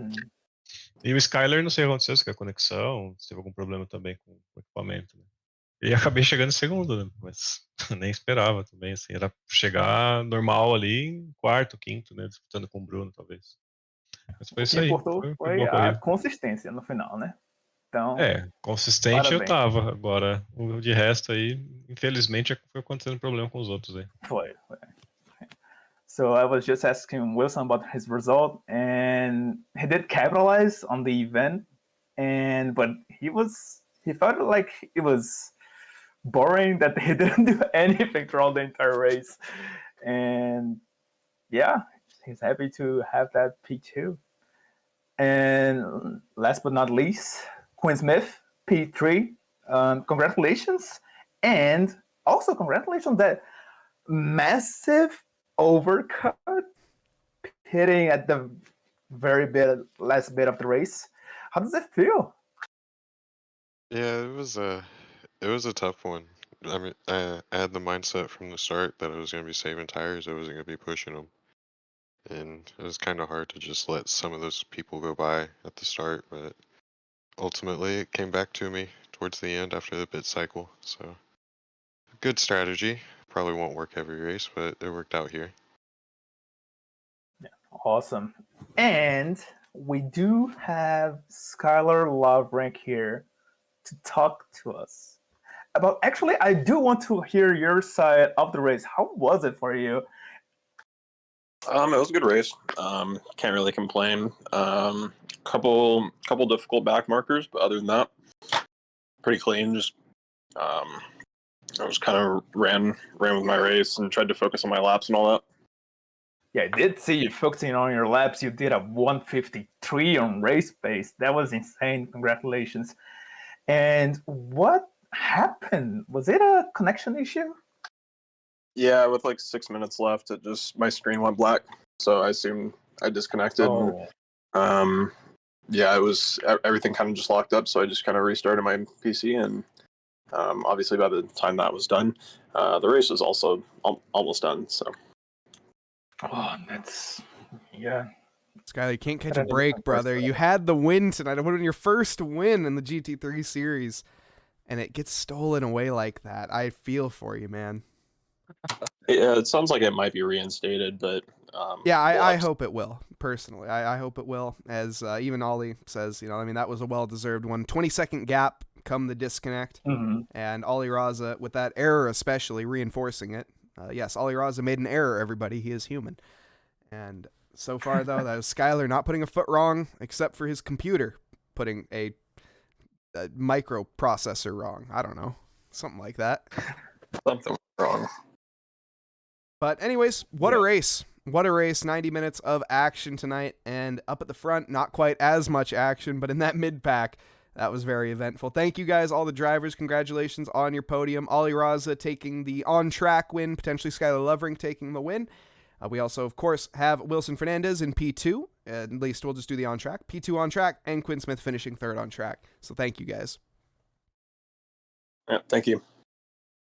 Also, thank you to chat. Cannot forget you guys. Thank you so much for keeping us entertained and really just being chat. You guys are awesome. I love you guys. We have one of the best chats here in this entire anywhere. Thank you guys.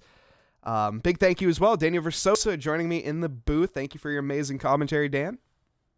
Yeah, it was truly an honor here, Mike, to be part of this season and the entirety of the fall Porsche Cup season. Can't wait to be here for the winter. And yeah, it's amazing to just be improving my commentating skills. I know it's tough to hear my Brazilian accent, but it's just truly another experience to be in the commentating side instead of racing. Yeah, and Dan, I think you do an amazing job, so thank you very much. Once again, thank you to chat. Hope you all have a lovely evening, afternoon, or morning, wherever you are in this fine world. We are going to be, of course, rating. Thank you, One Bigly, also for all your support. We have Stig in chat joining us a little bit late. We are going to be rating Dogo, so let's go check Dogo out, everyone. Very chill streamer. And I hope everyone has a lovely evening, afternoon, or morning, wherever you are in this fine world. Thank you, and good night.